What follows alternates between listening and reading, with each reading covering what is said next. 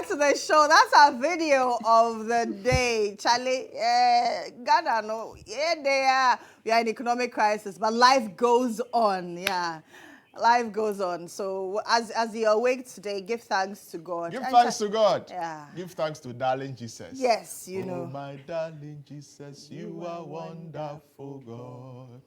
I love you so, my darling Jesus.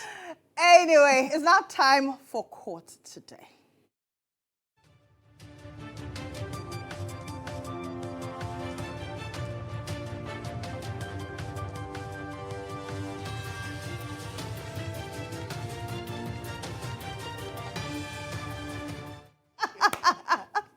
So this is what you don't see on air. Well, yeah. Captain, good morning. Good morning. How are you? By His grace, I'm good. Are you sure? Are you sure? Oh, Lantam. am It's very, time very for court. Are you It's fine? time for court. Are you today. sure? It's time for Okay, court let's get today. to it. No long It's talk. time for No, court let's today. just be quiet. No long talk. What is coming up in I'm court so today? proud this No long morning today. to No be long honor. talk. It's okay. We have asked it for It's okay. 9 months. 9 months. It's okay. 9 months. It's okay. Okay. To be able to okay. push Manchester City to the very final day of the EPL. We Exciting played time. montage for court Exciting today. time to be a We corner. played montage for court today. We are not with But court coming today. up is What is Coco coming right? up in court? Coco So, yeah, Coco Coco Board today, is Coco Board is coming to court. Yes, Let's go. Okay, so the case is coming up, and then Seydou Agongo, businessman Seydou Agongo, is expected to call his fourth witness. All this while the third witness has been testifying in relation to the case in which he and Dr. Stephen Kwabena-Opuni are standing trial for allegedly causing financial loss to the state regarding some purchase of fertilizers, specifically Litovate fertilizers. So the case is before Justice Abuaje Tando, who is actually dealing with this particular case. And so today we expect that lawyers of Mr. Seydou Agongo will parade their fourth witness to come and testify in relation to this very case. So that is where we are getting to in relation to the matter. Already, prosecution has closed their case. Dr. Stephen Kwabena-Opuni has also closed his case, calling 10 witnesses, and Seydou Agongo is now parading his witnesses. So that is one of the cases that we expect coming up today. Okay. What about the case with the largest number of witnesses to be called ever in the history of court cases in Ghana? The benchmark, right? Yes, How the many benchmark witnesses so case. far? So today we expect a fifth witness. That's a to be long in court. haul. Yeah. After that, how many more? So after So- 5 minus 61. Yeah. So that's 50 about 56. 6. Yes. 56 more to Yeah. go. But 56 more to go. the good thing for this very case is that the witnesses who have come so far, apart from the first two, the last two who have come, the very day they come, they are cleared. They are cleared. Okay. Yes, So they this give is being evidence in chief. done in a speedy and then, fashion. Absolutely. Right. So if we are going to the long haul, then it means that one day, one sitting, one witness. So you need about 55 sittings, or maybe 60 sittings to be able to, or maybe to get to a point that the court will decide, or the duty, depending on the testimony that witnesses will come and give. Maybe they can pile up 2, they can double 2 at the beginning and all that. And this very case start from 12 to somewhere around 3 p.m. So it's a very long sitting before Justice Saribuchi. Absolutely. So it's coming up today. One of my favorite justices, judges, aside Justice Lydia Osemafo. Osemafo. Yes. Absolutely. In fact, they are doing a very good job when you appear before their court. You learn so much. There's so much you learn in their court. They are very vocal, very vociferous, and then they make you know that they really know the job that they are doing. And so when you appear before their court to follow cases, there are so many things that and the learn. more you deal with a setting, the more experience that you become. And that's one thing that I have noticed about. And it looked like the law is just at their fingertips, making the deal with them. Once you make this argument, have you adverse your mind to this very section, this very law, and all that. And there are a lot of decided cases that you always have to make your mind to be able to make inference or make reference to in relation to such cases. So that case, Michael Nyeneku is back in court with his fifth defense witness. All right. So what about Patience Botwe and Co? Yes. Cecilia Dape's mates. Absolutely. Mr. Daniel Kufuor thought that he would come to court, and at the last court sitting, he'll be discharged. He's not been discharged yet? Not yet. We have the cross-examination has even just started. After giving his evidence in chief, the accused persons are 7, and so we are done with the second accused. They skipped patient Butcher because the lawyer wasn't available at it. So the second accused person, Sarah Ajay, was the one. As we speak, she has done her cross-examination of Mr. Daniel Selkufo. And one of the things that actually came up to the effect that the lawyers, in fact, put to Mr. Daniel Selkufo that at the time that patient was in your home, she couldn't do anything for herself. Now she left, and then she's doing her catering business. So what do you see? How do you see it? The lady has become a billionaire overnight after allegedly stealing monies from their home. But he could not also put to bear the exact money that patient Bucci, Sarah Ij, the second accused person, stole from them. And then wow, making some it very means that was a lot of money. Absolutely. And said they have been deposited this money that was allegedly stolen for the past 20 years. Wow. So it's not saving up these monies for the past 20 years. It's not something that they started just 2 days. So for the past 20 years, they've been doing all these things. So he's expected in court for lawyers of Benjamin Sowa, the boyfriend of patient Butchie, to cross-examine him. So that case is before Justice Marie Louise Simmons, criminal court too. So those are the cases that we expect coming up. Mr. Daniel Selkufo will be back in court, and he'll be subjected to further cross-examination by the accused persons. All right. Thank you very much. Looking forward to these. Thank you to the deal. Bulletins. Absolutely. As always. But are you okay? Very, very Let me ask again. I'm always a okay? proud Arsenal fan. I'm also a proud corner. We are excited about what we have been able to do this season. Watch out for the Gunners next season. Yes. We keep hoping, we keep dreaming. Gunners for life. It big. Had it not been Arsenal, I'm sure that the Premier League wouldn't have been so excited as we Tell are. him. Even Manchester United fans yesterday, they were all Continue tickling yourself and laugh. Tickle yourself and laugh. Continue. Anyway. Continue. It's okay. Let's look at what the papers are saying. Myself and you, we've gone to vie for something. I didn't get it. You got it. And I keep on, oh, guy's tie is not even nice. Look at his whatever he's put in his pocket is even twisted and whatnot.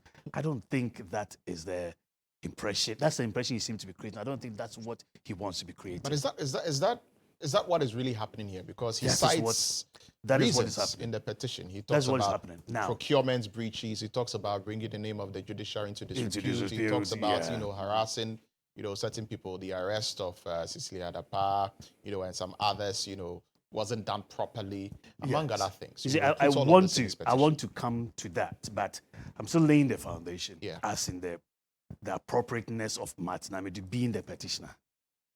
The only thing I can talk about, which is purely political, is that people are saying the presidency is behind it. Yeah. For that purpose, I'm thinking then people it's good. Then it's good Martin is the one who brought it. Who will believe this? Martin Amidu, who called the president, unfortunately called him some unpalatable names. All right? Who we all know, who can influence Martin Amidu in this country? The guy is his own man. He even resigned under President Atamelt, isn't it? Or he was made to resign, one of them. He's his own man. And then of all the people that the presidency wants to call to be behind, that's purely political, to prove a point that the presidency is not behind this. But for the appropriateness, and then let's look at, even before then, let's come to the notion of conveyor belt, that this one was done quickly. Yeah. You see, the other positions that we can talk about, the EC, the Chief Justice, and whatnot, they come under Article 146 of the Constitution. All right? It looks like they say it's been transposed into the Special Prosecutors Act. All right? Under Section 15(3). So the grounds are there. Now, it's been reworded. Okay? So, whereas in the Constitution, there are no timelines, all right, it is that when a petition is sent to the president, he shall send it to the Chief Justice. There are no timelines. It doesn't give the president the ambit of determining whether or not it's proper or not, whether it has any basis or not. Send it. In this case, he said the president shall within 7 days send it. So that's a distinguishing factor. He has no luxury to let it lie on his desk beyond 7 days. Within that 7 days, he must act. He must. Yes. Petition 30th of April, 6th May, it is sent within time. If you had gone beyond that, I would have said, oh, probably you young onto it. We can weave another political narrative out of that. That's not happened here. Okay. Then, he also places a time limit on a Chief Justice within 30 days. Determine whether or not. In the other ones, there's no timelines to do with this. And if there's a prima facie case made, as in whether there's a bit and basis, legal basis, then constitute. The other one, that's the Article 146, talks about a lot of people that has to be constituted. This one says only 3 persons must be constituted. All right. So it is not the same as that. So you cannot make the argument that one, the presidency is behind it, and 2, it seems to have gone too quickly. It was nothing like too quickly. It was within time. In fact, it was on the last day, the 7th day, that it was sent. Now let's come to the issues. And again, 146 makes it a matter of it being in camera. All right. In fact, in a GHOne cases and several other cases there, the matter was that it had been published. And the Supreme Court determined it to be unconstitutional that it was published. But the GHOne, it didn't proceed. All right. When it comes to Tiger IPI, that proceeded. Justice Brennan said that, yes, it is unconstitutional for you to publish it. I've seen, but then it's not the same as I said, that the provision under Article 146 is similar to Section 15.3. All right. So that also is held in camera. Now, held in camera, which presupposes that the content of the petition itself cannot be published. We have seen certain things going around. If that is what is sent, then there has to be evidence attached to that. Because you cannot just bring a petition without any evidence. All right. Now, I'm looking at the 6 issues reportedly raised. Yes. 1 is the encroachment of authority. 2, inducement of staff from sister law enforcement agencies. 3, abuse of citizens' rights through arrest and detention. 4, abuse of judiciary. 5, procurement breaches. 6, refusal to comply with the RTI request. Of all these, if I should run through quickly, encroachment of authority, I don't see that how that is played out at all. How did he encroach the authority? I don't see that. There are issues about not giving, I think, receipts also or payment slips and whatnot. I mean, that doesn't arise. Inducement of law enforcement agencies. You see, all of them come under the ambit of the Attorney General's department. All right. Now, if I'm under this agency, I feel I will do better under another agency. For whatever reason. I have practiced law for more than 10 years in this country. Not even to talk about what I did in UK. Practiced law more than 10 years in this country. On paper, I qualify to be a High Court judge. I'm saying on paper because it's not a walk in the park.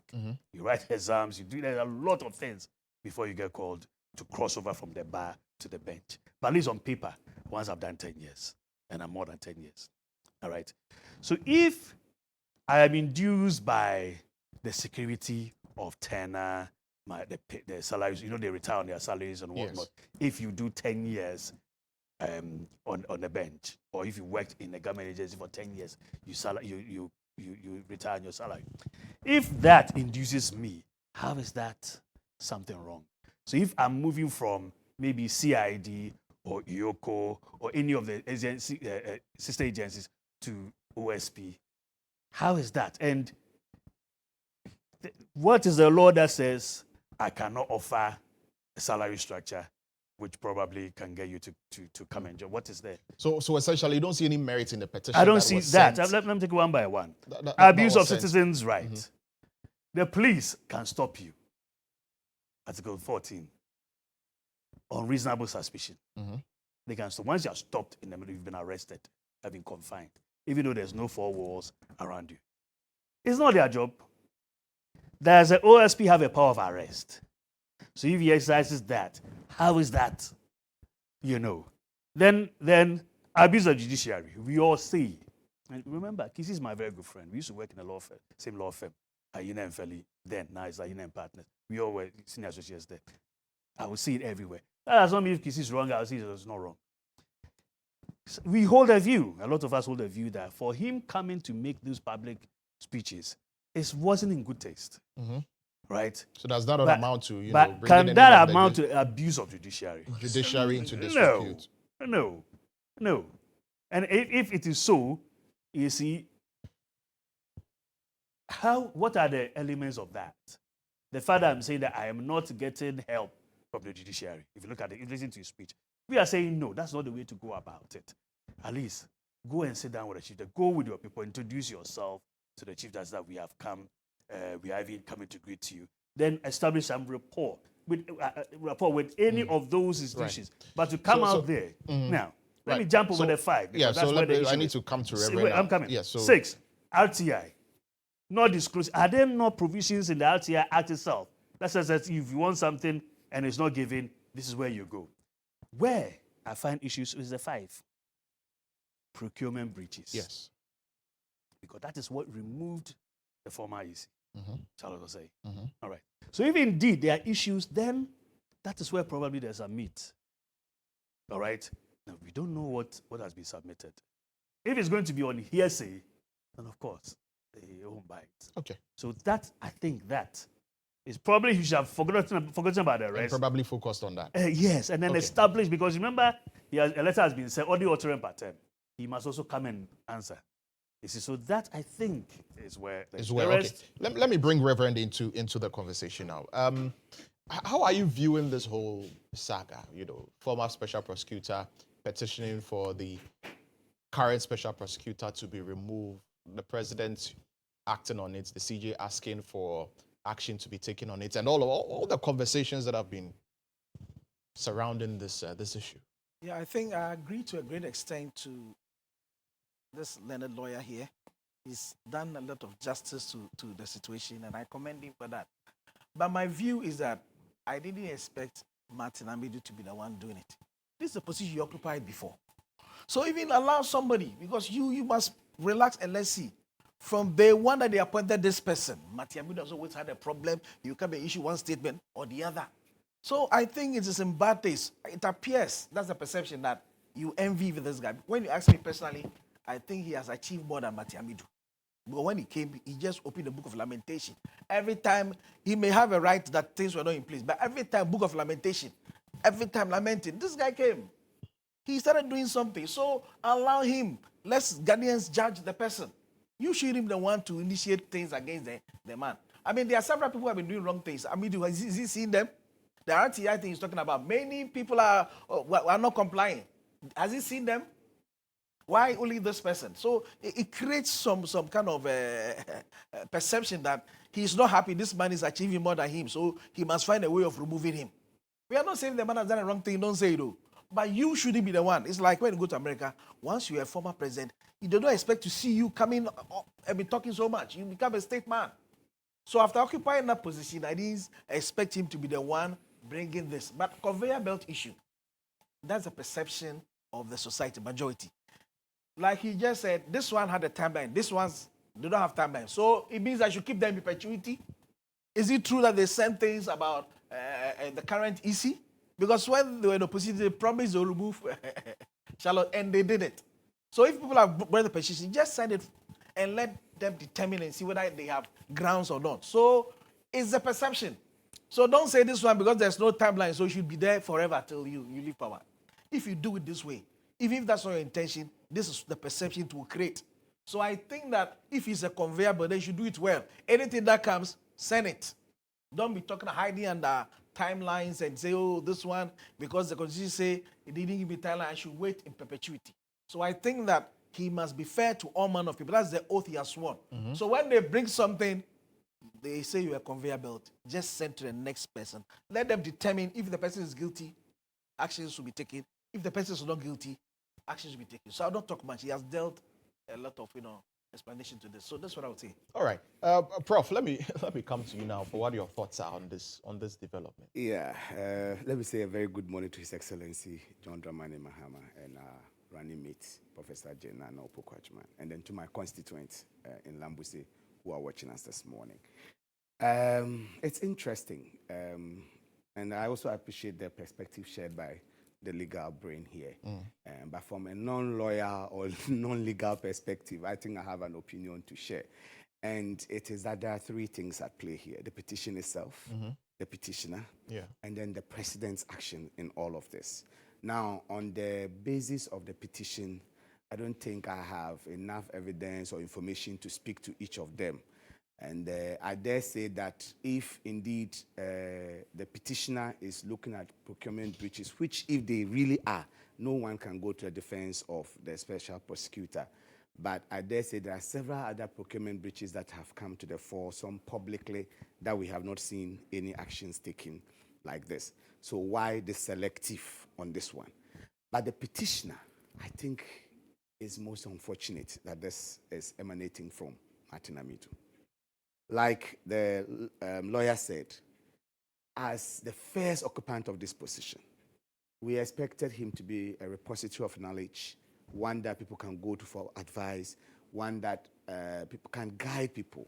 I mean, he should even be putting his experiences in a book down or something for future occupants of this position to come and read and see what the challenges are there and how to navigate some of them. And for you to consistently, predictably criticize your successor, even at the point of looking at his qualification, his experience. I mean, it never gave this guy an opportunity to do anything. And then the end result is that you petition for his removal. I think it just muddies the whole water and doesn't even allow for objective assessment of the situation. I don't think that it should have been coming from him. In fact, in my opinion, unless we have some evidence, I don't think any petition should even have been coming. Because this gentleman has done his best, and if this petition had come from some other corteses, I would have felt for the perception that maybe the powers that be are not satisfied with him, because we have seen in this country where auditor generals try to touch people who consider as non-touchables what has happened to them. So if those kind of elements have come up here, then we would have fed into that theory. But coming from Martin just creates a pandemonium that is difficult to comprehend what exactly is happening. But I have a lot of issues with His Excellency the President. Also, one, and I would ask a question here that the lawyer may help us in answering. So he has explained to us the two scenarios and the two portions of law. That one ties His Excellency to a timeline of 7 days. The other doesn't give him any timeline. So my first question, therefore, is, if the president ends his tenure without ever forwarding these petitions, has he breached the Constitution? And at that point, at exiting office, can he be prosecuted? Okay. I mean, so I would want him to respond to that when I'm done, just so that you guide us. Okay. And the lack of predictability in how the president behaves, especially when it comes to these things. I mean, for us who are non-legal brains, it's interesting to see how the same law can be used in different ways that to the layman, it just doesn't make sense. And several of them. I'll give you an example. You have the Electoral Commission. We know this is supposed to be a very independent body. You appoint people that are known to be political activists, and you will justify it by the law. So you see, I don't know if the letter and the spirit of the law is always taken into consideration in all of this. Because sometimes something may be written that, yes, once the person is a Ghanaian, the person is qualified to do whatever. But are you mindful of how the citizens interpret what you are doing? Are you mindful? Because see, sometimes you may actually serve justice or do what is right, but how it is done offsets everything, and then we don't appreciate it anymore. So you can go into the law and say that it didn't say you cannot appoint this person. Once the person is qualified, it meets all of that, I can appoint. But really, is it really the best thing? So something may be right in law, but to the common man and common sense, it doesn't make sense. So yes, the law permits him all the time.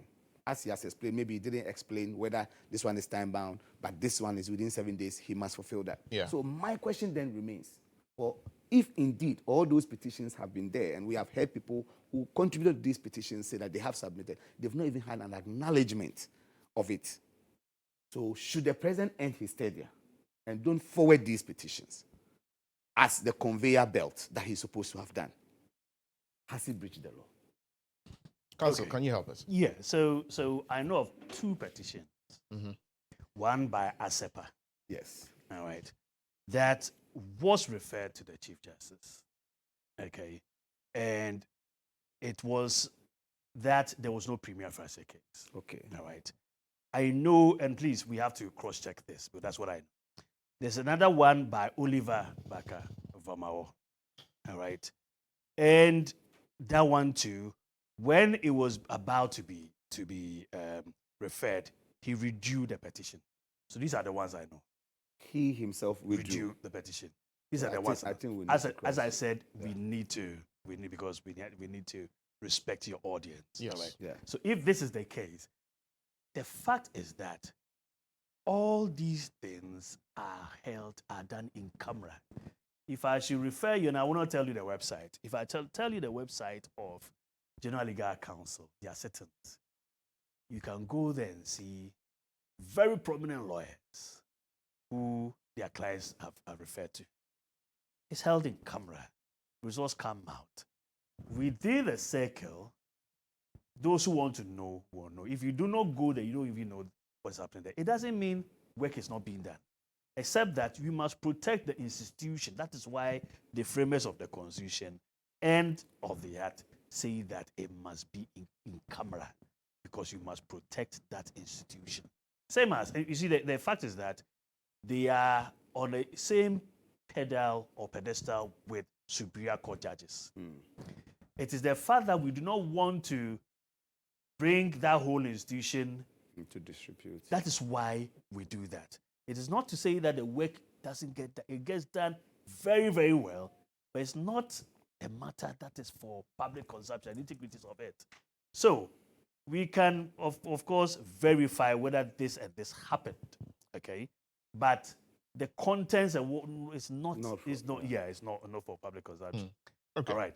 So if and it hasn't happened before where a president has left and did not, and so it will be conjectures as to whether in the like when it was sent, maybe the dying moment when he was about to leave, whether he wanted to leave it behind for the next one, because some of the things you had better off left it behind for the next one coming. Otherwise, it creates a sour taste in like the appointment of the same man you talk about. Was it Domelevo, isn't it? Yeah. It is. It comes across as if I'm leaving, but I'm putting these people there to see whether you can perform your functions, or I'm granting these agreements, signing them off right before I leave. But so that you maybe come a day and deal with the before I leave. repercussions. Even because I still have my presidential pass, and it creates that. So we don't know if that will happen. We can read all those into the equation. But the fact is that things get done, but it's not for public consumption. Okay, very well. Let's move on to our next issue. This is also quite important. Of course, we're in the political season, and promises are being made. So the Vice President, Alhaji Dr. Mahmoud Bawumia, says that, or he is saying that, the Pualugu Multipurpose Dam in the Upper East region is a priority project and it must be constructed. And he's admitting the government's inability to construct the project despite cutting sod in 2019 with close to 1 billion cedi funding and expected to be executed by China Power, who are operators of Sino Hydro. So he was in the Upper East region. Then he now assured that his government will complete the project to assuage the perennial flooding from the spillage of the Bagre Dam in Burkina Faso. So, I mean, it's a priority project. When he becomes president, he will make sure that it is done. Even though the government which he's serving in was supposed to do it from the year 2019 and up till now, it has not been done. This is something which will be of a lot of importance to you, Prof. I'm beginning with you on this one, of course, because of the people that you are seeking to represent. I mean, will you take the vice president for his word? Thank you. Again, it's a messenger and a message. I think that the importance of this dam cannot be overemphasized. Okay, this is a dam that can solve about 3 main issues if it is constructed. Can be used for irrigation that would improve the lives of the people there, can help us manage the floods, which you already mentioned. And the original intent was also to create a hydropower plant. Yeah, and all of these are critical. But coming from the vice president in this manner, it's I don't know. I want to choose my words well. I think that, one, the vice president cannot be taken seriously. Why? He has credibility issues. How so? Let me give you an example. This sword cutting was done 29th of November 2019. In December 2020, when they were campaigning, the vice president in the studios of Asempa, and I can send that clip to you, he was questioned that he should mention one signature project that they have done in the north. And he said the Papanko Dam. He didn't say that they are intending to do it. He said if there's one project that they have done, that since the 1960s, it's been on the drawing board, all of that. And I'll send the clip to you if you permit. Yeah, but they had cut sword for it. Wait, so cutting sword and having it done is different. He made an emphatic statement as one signature project that they have done. It ends up that till now, nothing has been done. Recently at the Public Accounts Committee, it came out that the Minister of Finance had paid some 11 million euros or is it dollars to the company in charge of this. And it was supposed to have been a final payment. Obviously, maybe some error somewhere because the total project is about 993 million US dollars. Almost $1 billion US dollars. Yes, so, close to 1 billion. Yeah, so what expected to be executed by China Power. Exactly. The so Sino Hydro. What would have paid there would definitely not have been everything of it. But with this 11 million euros, my information is that there is nothing there to show that anything is being done. Now, you go to, so when you are in the studios of Asempa, what you say is different. When you go to the north, you are before religious leaders, what you say is different. And for me, what I found very unacceptable in his speech there, admitting that, yes, we haven't done it, the next thing that should have come should have been an apology. It should have been an apology. You have assured the people. So as we sit here today, if you are a farmer in that enclave, if you are anywhere downstream where when the Bagre Dam is open, is spilled, your farms get flooded, you should still be in a state of panic. These people have to deal with this for another year. And then you are now telling us, when you come, you will fix it. Remember, this project was not a project that is being funded. It was being funded by the government itself, according to the president's own words when they made this sword cut. So what has changed? And so when I say the vice president has credibility issues, one mouth cannot say A today and the next time is B. And in between, no tangible explanation is offered to explain the difference between A and B. It is our single most important project. Now it's not been done. Monies have been paid. He should have told the people he met that $11 million that has been paid, what has it been used for?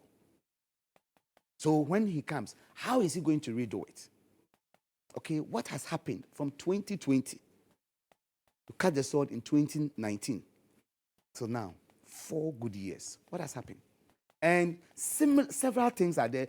I pity the vice president and the flag bearer of the NPP because he made statements so confidently, inspired a lot of people along, only to dash people's hopes and aspirations in him. Now, if you are faced with such an issue and you have these credibility issues, you have several options to approach it. One will be to go sober, apologize to the people, explain the difficulties you found yourself in, and now trying to court us. But he didn't take that option. He's taking an option where he wants to associate himself with the successes of this government, but disassociate himself from the failures of this government, and then promise something else. How can one person do this? How can one person, you are sitting in a government with over 120 ministers, and you are telling the people that when I come, I'll give you less than 50 ministers, simply because your competitor says he's giving 60 ministers. You have gone to the people. We are all aware of what has happened. At the grounds that he could never have said that they have done it, because nothing is there. The people are there to give evidence. Nothing has been done. At least be humble to apologize. So I'm very disappointed that he only admitted, no apology, and the next thing is another promise. So on what basis should anybody believe that promise and any other promise that His Excellency? So you don't believe it? Oh, how can I believe it? I'm a scientist.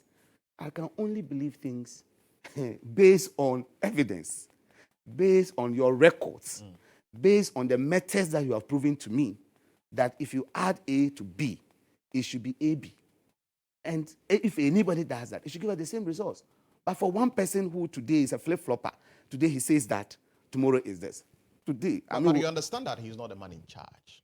And he's now seeking to be the man in charge, where then he has the wherewithal to direct or to make sure that things are done the way he wants them to be done. As we speak, he's not in charge. Lantam. And he's been able to identify that these are the things that need to get done. And so when I come, I will get them done. When a man stands there and tell you, Professor Jamba, for there's what a solid team. These are his words. But they are like an advisory body. No, I'm coming. Of the economic management team that he leads. And messes up the economy completely. They don't have a constitutional mandate. The buck stops with the president. And the president is on record, even in his last State of the Nation address. When he was so I've said that the buck stops with him. When he was saying... He's the man in charge. Look, when he was saying what a solid team, he didn't know that he didn't have the mandate. When he was propounding theories at the Central University College, he didn't know that he would not have the mandate. Yeah, but if you propound a theory, someone will have to sign off on it. See, I mean, all these explanations will not hold. Any attempt to extricate or exclude anybody who is part of this government that has led us into this mess and rebrand themselves will not hold water anywhere. Are we being fair? We are being very fair. In fact, we are being fair? very kind to even accept and give a platform for people like this to come back and speak to us. Because, see, sometimes it's as if they are doubting our collective reasoning ability. Whether as a group, as a corporate nation, Ghana, whether we can think. The interval between these occurrences is not that long. And the memories are all over. It's on all platforms. You get me? So we are being fair. We have been too, and especially you in the media, have been extremely fair and kind to the vice president. Because if I were a journalist, before I'll make any comment of the vice president or even play any of his present stories, I would play back some relevant stories that speak to the same thing. Okay? This done, before you even talk about this, you should have played the sword cutting that they did and the speeches that followed. You should have shown us his clip in Asempa TV when he said it's the single most important thing that they have achieved. They didn't say, what do you intend to achieve? He said, mention to us one of the most important things that you have done in the North. And the first thing he cited was the Papanko Dam. And today, here we are. Lantam. And it is not only the vice president. That's what I'm saying. Anybody who is within this government who has contributed to this mess should be held responsible and holding them. So you think in this one, the vice president should be part and parcel of those being held responsible? He cannot extricate even himself. Though he's just the vice president. Oh, please, you see. Who serves at the behest of the president? The vice president's actions and who is comments. The head of the economic management team, which gives advice. you know, The some vice- people would say that a minister probably even has more power than the vice president because the minister has a mandate given to him to head a particular sector and make decisions in that sector. The But the president, vice presidents, the president, the president can just say, okay, do this for me, and then he does it. Otherwise, the president he can't had really absolute, do anything. So are we being fair? he had absolute confidence. So what in happened this. to the sector minister in that particular area? All of them are Who are culpable. supposed to? All of them are Shouldn't we culpable. be looking at them? No, we should look Why, at should the we- head. why are we looking at the vice president We should look at the who head was not in charge? because the president told the whole world that he had confidence in the economic prowess of this gentleman. And he was bringing him in to help fix the economy, which Okay. he has messed up. Okay. And I was just giving you one local example to this same dam issue. Right. In my constituency, there's a dam called the Pina Dam, okay, which we had asked them to construct. This government came and said they were going to construct that dam. Under one village, one dam. When the chief said they should construct it, they said no. They should give them a new location. The chiefs insisted, do this, repair this one for us. Give us a new location. Long story short, the dam wasn't done. Compare that with His Excellency John Dramani Mahama visited us, and when he came and we cried to him about the same dam, he's not in government. He said, look, looking at the economic value of this dam, I'm not going to come and cut sword and promise you. I'm going to talk to my friends and engineers who come to site. And they are at site at today, constructing this dam for us. Really? Yes! Even though he's in opposition. He's in opposition. So Interesting. one talks and then runs away from his own past and trying to rebrand in a different form. It's unfortunate. Okay, Reverend, let me come to you. Let me come to you now on this matter. I mean, obviously, it's a very important dam. Everybody agrees that it is important. There have been attempts to construct it, and it's not been done yet. But the vice president is promising that it will be done. Why should we not take him for his word? There's a saying that agrarian form, or others will say, Fili Gadochi, the work will speak for itself. So I think that if they cut the sword to 2019, and he's part of the government, He was at the sword cutting, actually. I just want to add to that. Yes. so then he should have influenced his boss to do such a key thing, which himself agrees that it is very, very significant. So I know that as from an economic point of view, employment will come out from this. We'll get food, energy will be developed, which will help the industries. So this is a key, like somebody say, game changer. I mean, which will trickle down. But till now, it is not done. And now he's saying he will do it. If you ask me whether I'll believe it, I would say I mean, they should use this, is this 6 months or 7 months, to do something. Then we can believe, because it is your action now will engender, faith. Yeah, but what can he do? He can lobby, but What can he do? Yeah, he can lobby. But if he lobbies and, the man in did you see charge the last feels that time there holding are some other steer things and say he was driving? which- Or because you understand that we have an economic did you see him hold some challenge, steer and say right? he's So I'm holding the just- steer wheel and he was driving? If he's holding the steer, he should do I it. mean, that was just politics. So he's doing politics.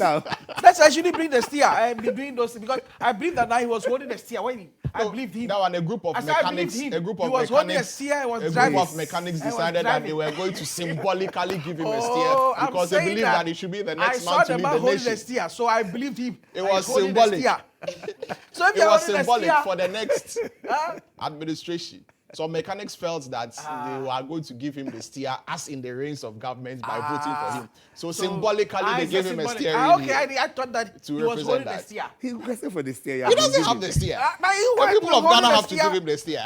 So, What he's trying to are you cheering him up? Are you adding this? Are you?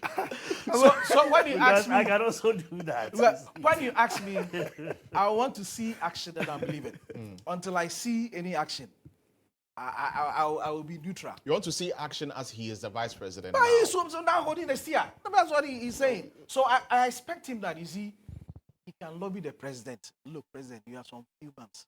This is a key thing.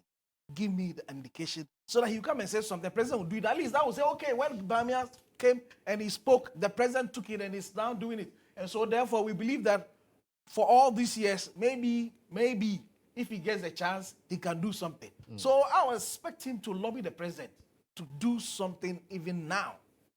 Even now, because he was at the South Kadimiza, he was supporting the thing. So lobby the president, because, certain times he says that, an advisor. Certain scientist says that I did this. Oh, digital says I did it. So I don't know which of the things he did and what he didn't do. So this but is you agree that the digitalization he did, right? He digitalization spearheaded. there from recruitment side that started. Everybody's continuing. Yes, so but may I not point he has anybody and say this he has person did- enhanced. He has not enhanced anything. enhanced To what me, was built. He has. I'm not seeing him enhance anything. He's just talking. He's just talking. Oh, and he talking has. and talking and talking and holding still and dancing offbeat. Every economy is offbeat, dancing offbeat. So to me, until I see him do something, I think the president must give him some chance to do something. We can have a glimpse and believe that, okay, look, this guy, the last 6 months, I give him the chance. He has done something. Until then, I will not believe it. Yes, until then, I will not believe it. Maybe he can do it, but now we are not seeing. Only like say, feeling Gadochi. Let us see an action, then we can believe you. So until I see action, I will not believe it. I just know that talk. Okay. That's it. Counsel, I mean, is the skepticism not justified Not at all. based on history Not at all. and what we've seen? Not at all. Now, I like the way Reverend brought in the holding of the steer and all the Reverend, right? Okay. So that is a prophetic action taken. Giving him this. And it will come to pass in the name of Jesus. Hey, is he? Are we having another pastor in your council? It will come Well, to he's a pass Christian, in the name so- of He's a Christian. That is okay. that's a prophetic okay. It's a- that the people gave him. You see, and those people are very important persons. The very, mechanics. very important persons. All right, and they've given him that, so it is coming. Okay. And when it does, you will see that it will action. come into fruition. Because you see, he didn't say that stand alone is his vision. He was talking about agriculture. Yes. And that leads into this. And then it leads into energy. You see how visionary the person is. So one question is touched on 3 issues. All right? He's touched on the fact that we will generate energy. We will deal with the He talks flooding about issue. 2,000 megawatts of power potentially. Exactly. That We could will be deal with the generated for it. flooding issue. We will also go into large-scale mechanized farming. This is what we need. Is that not the case? Because why do we have other people taking over the commanding heights of our economy? It's because of what we eat. The richest man in Nigeria, what does he supply? What we eat, isn't it? Salt, flour, sugar. That's made him what he is. All of that. Now, he's added petroleum to it. Everyone uses petroleum, isn't it? And other companies have taken the commanding heights. So if he's going to solve this, why are we throwing spanners in this wheel? We should be encouraging him. And you see, I don't know your area. Where's your area? Because people Wait, believe wait, that I he don't know doesn't your have area. the... Your area is where? Lambusia. Lamusia Which is Constitution. Upper East. Yes. Upper West. West. Oh, okay. But you're still closer. In fact, it will be a whole Ghanaian project. We should be happy about this. We should. And then he made a point that it is funded by Ghana government. Ultimately funded by Ghana government. But if you look at it, it says it's a 900 loan facility. All right? $900 million. Yes. Over $900 loan million. facility. Yes. All right. So ultimately Yes. funded by the Ghanaian government. Yes. All projects, that's how it is. Yes. Apart from some grants That that kind are given. All right. So it's not that there and then we have given Ghana money and we haven't seen anything, nothing has been done. That's what happened. Saw this cut 2019 November. All right. What happened after that? After the election, what happened? Yeah, that's what we should know. That's what we should what we should know. COVID happened. Now, the project you mentioned it said it's Power China International. Yes. There were even concerns Despite that of the Sino-Hydro agreement. exactly. Yes. There were even concerns that those who had come, COVID is coming from China, and these people are from China. And this is what the guy said. The VRA said, Kweku, we are from VRA, explained that human resources have been sourced from Chinese engineers who were already in Ghana overseeing the construction of the Tamale interchange prior to the outbreak of this. So, and then he allayed fears that they are now coming to China, so they should be quarantined. Some of these ones have been here already. And all that. So what happened? COVID.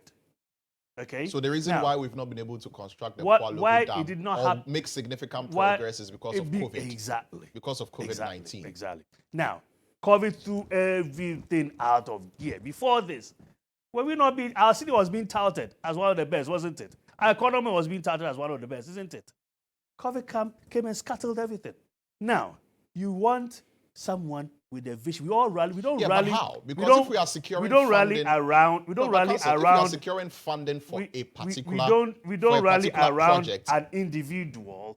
We rally around the individual. Yeah, but if we are securing vision. funding for a If the particular person project, and says we know that, how important, oh, you like are you not are allowing me mentioning, to land. So like I'm you are also not mentioning, allowing you to land. how It's not nice. important You see, it is. If I mean, we should rally COVID around be someone's should vision, COVID stop that money and the from coming person for us to is do what needs to saying be done? that when I come, this is my priority.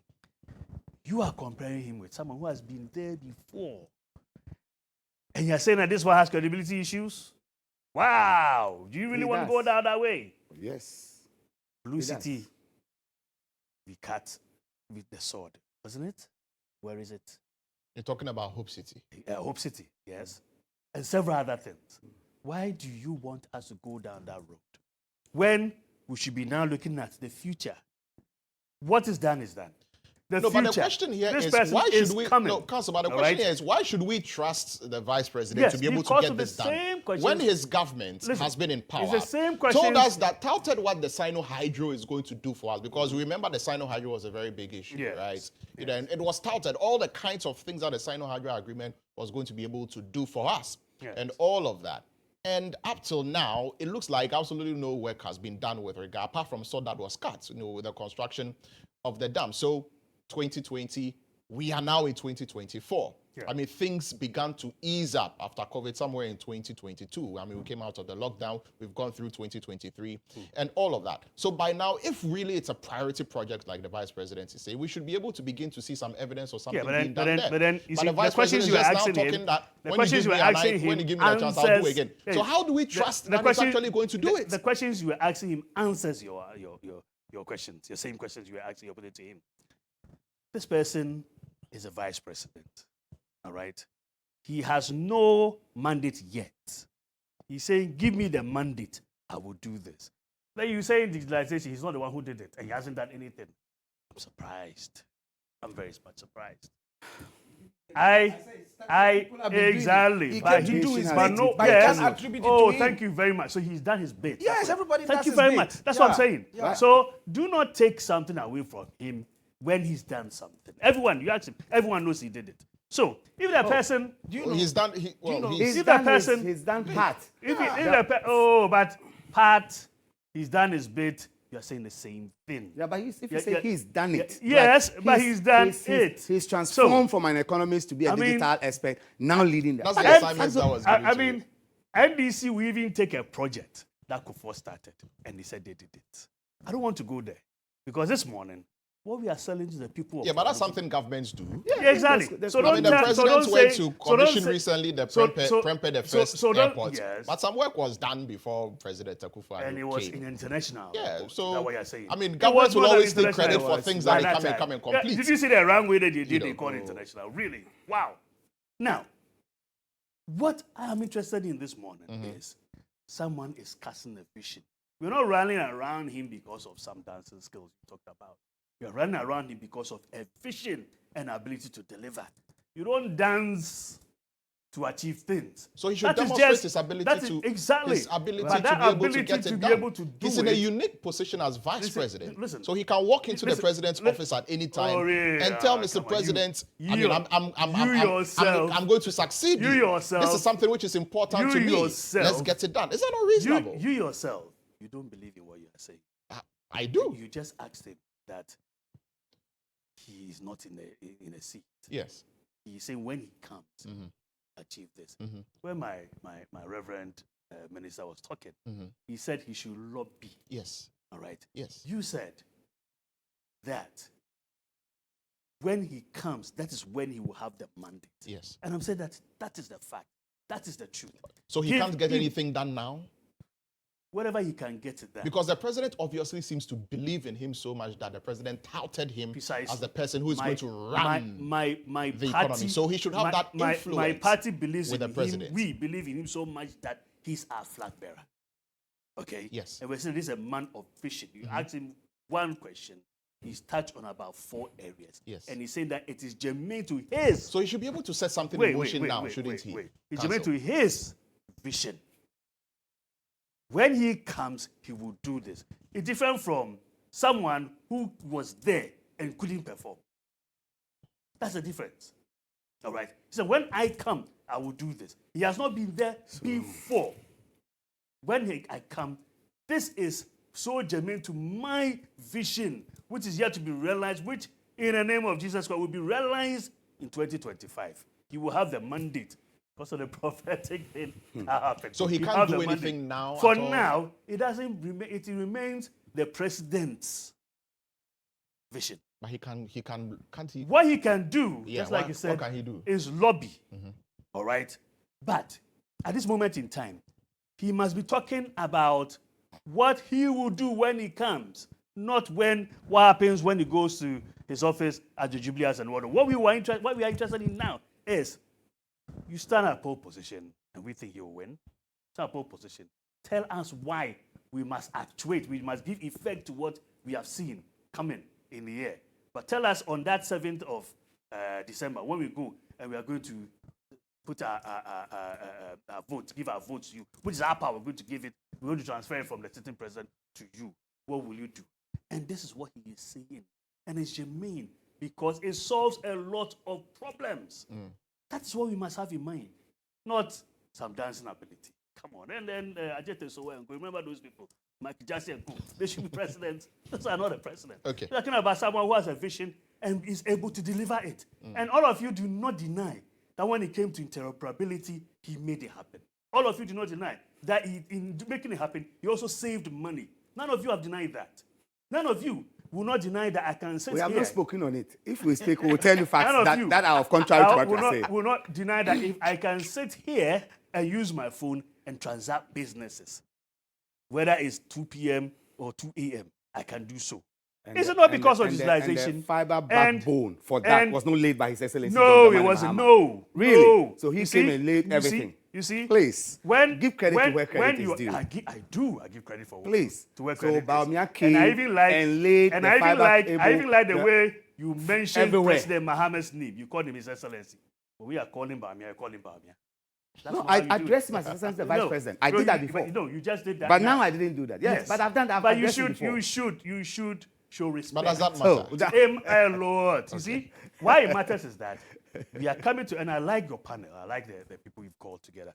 We're coming to a position where people have ease at disrespecting, and it's becoming the norm. It's very shouldn't be. dangerous.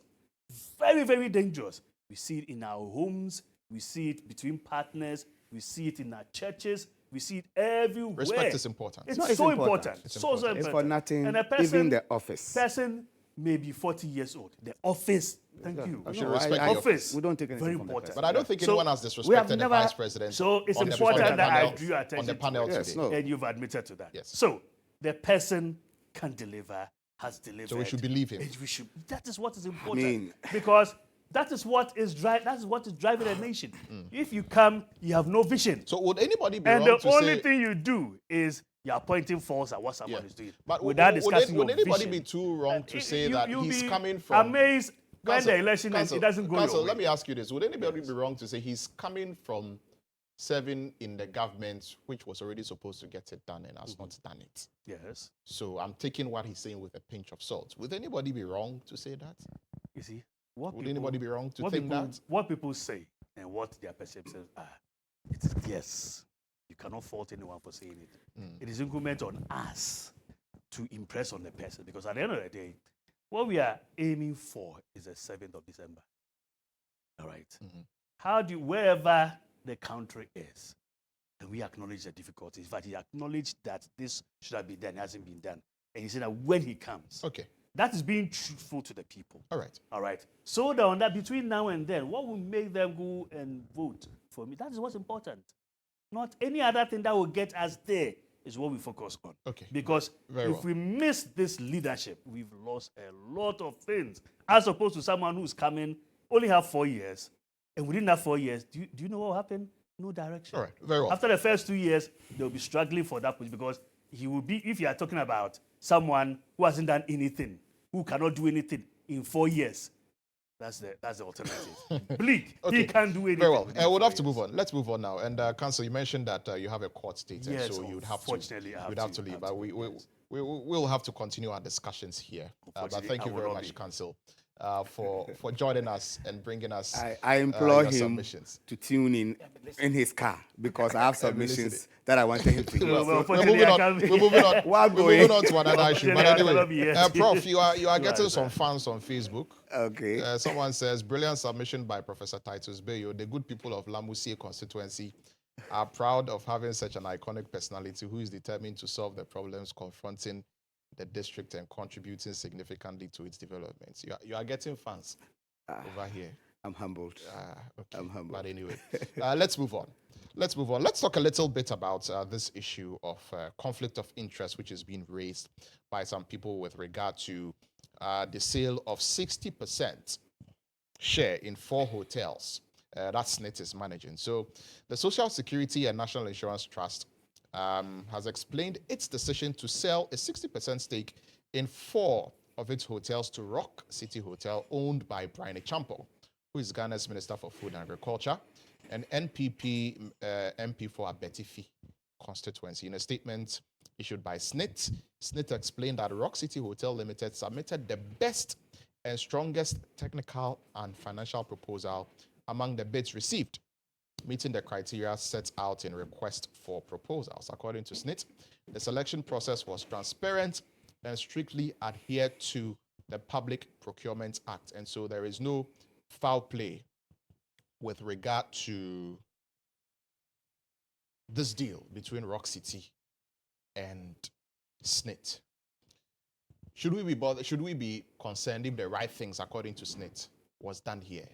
That we need to increase the profitability of the hotels. We've done a process for competitive tendering for the best possible partner to come in to help us make profit. Rock City is doing very well. They came out on top, and so we've given it to them. Should it be a problem, Reverend? Ordinarily, it shouldn't be.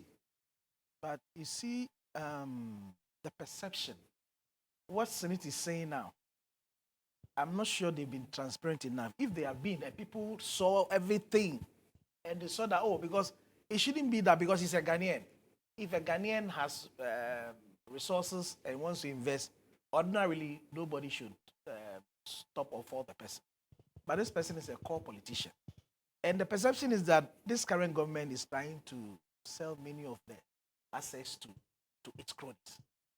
So when this thing happens, that's the first thing they're going to say. So this is, SSNIT must make sure, can they publish all the things, those who claim did the bidding, what this person is bringing on board. Because I think that those companies want to divest itself, they are profitable companies in the first place. So what is this person coming to do differently? I heard them saying that they want to take it to international, whatever. That hotels are international already. Or what else do they want to do? Yes, so they said it was an international bidding. And when you look at point 8 of the statement SSNIT released, SSNIT said that a total of 9 companies responded to the advertisement by submitting proposals on 23rd March 2022 deadline. 6 out of the 9 companies were then shortlisted and issued with the request proposal documents. The qualifying firms were invited for the opening of their financial proposal. Based on the technical and financial evaluation, Rock City Hotel emerged the best. You see, the point I'm saying is that, do we all know those who made the bidding and what the bidding was and what we're bringing? See, if everything is transparent, like I'm saying, ordinary Ghanaian who wants to invest, nobody should put impediments. But this is a politician. So people are worried because they've seen this government divest many of the things to its cronies. So because of that, anytime they see or hear politicians, especially from this government, they are worried. But if it is about business, let there be transparency. If it is there, I'm sure people see that, oh, this is justifiable. Among the bid, this is the best. But everybody can see. I'm not sure people will talk. But people are smelling something that, oh, something fishy is going to happen because they foresee that they will, like PDS, they will get the thing, they will not bring anything on board and to be, somebody will call it what? Amass, loot, and what? Create loot, share. Create, loot, and share. So that's a perception because he's a politician and he happens to be in this current administration. That is why. And I'm saying that for being a politician, ideally, nothing is wrong because you're a Ghanaian. But it's because of what people have seen. And this deal, are you aware of the deal?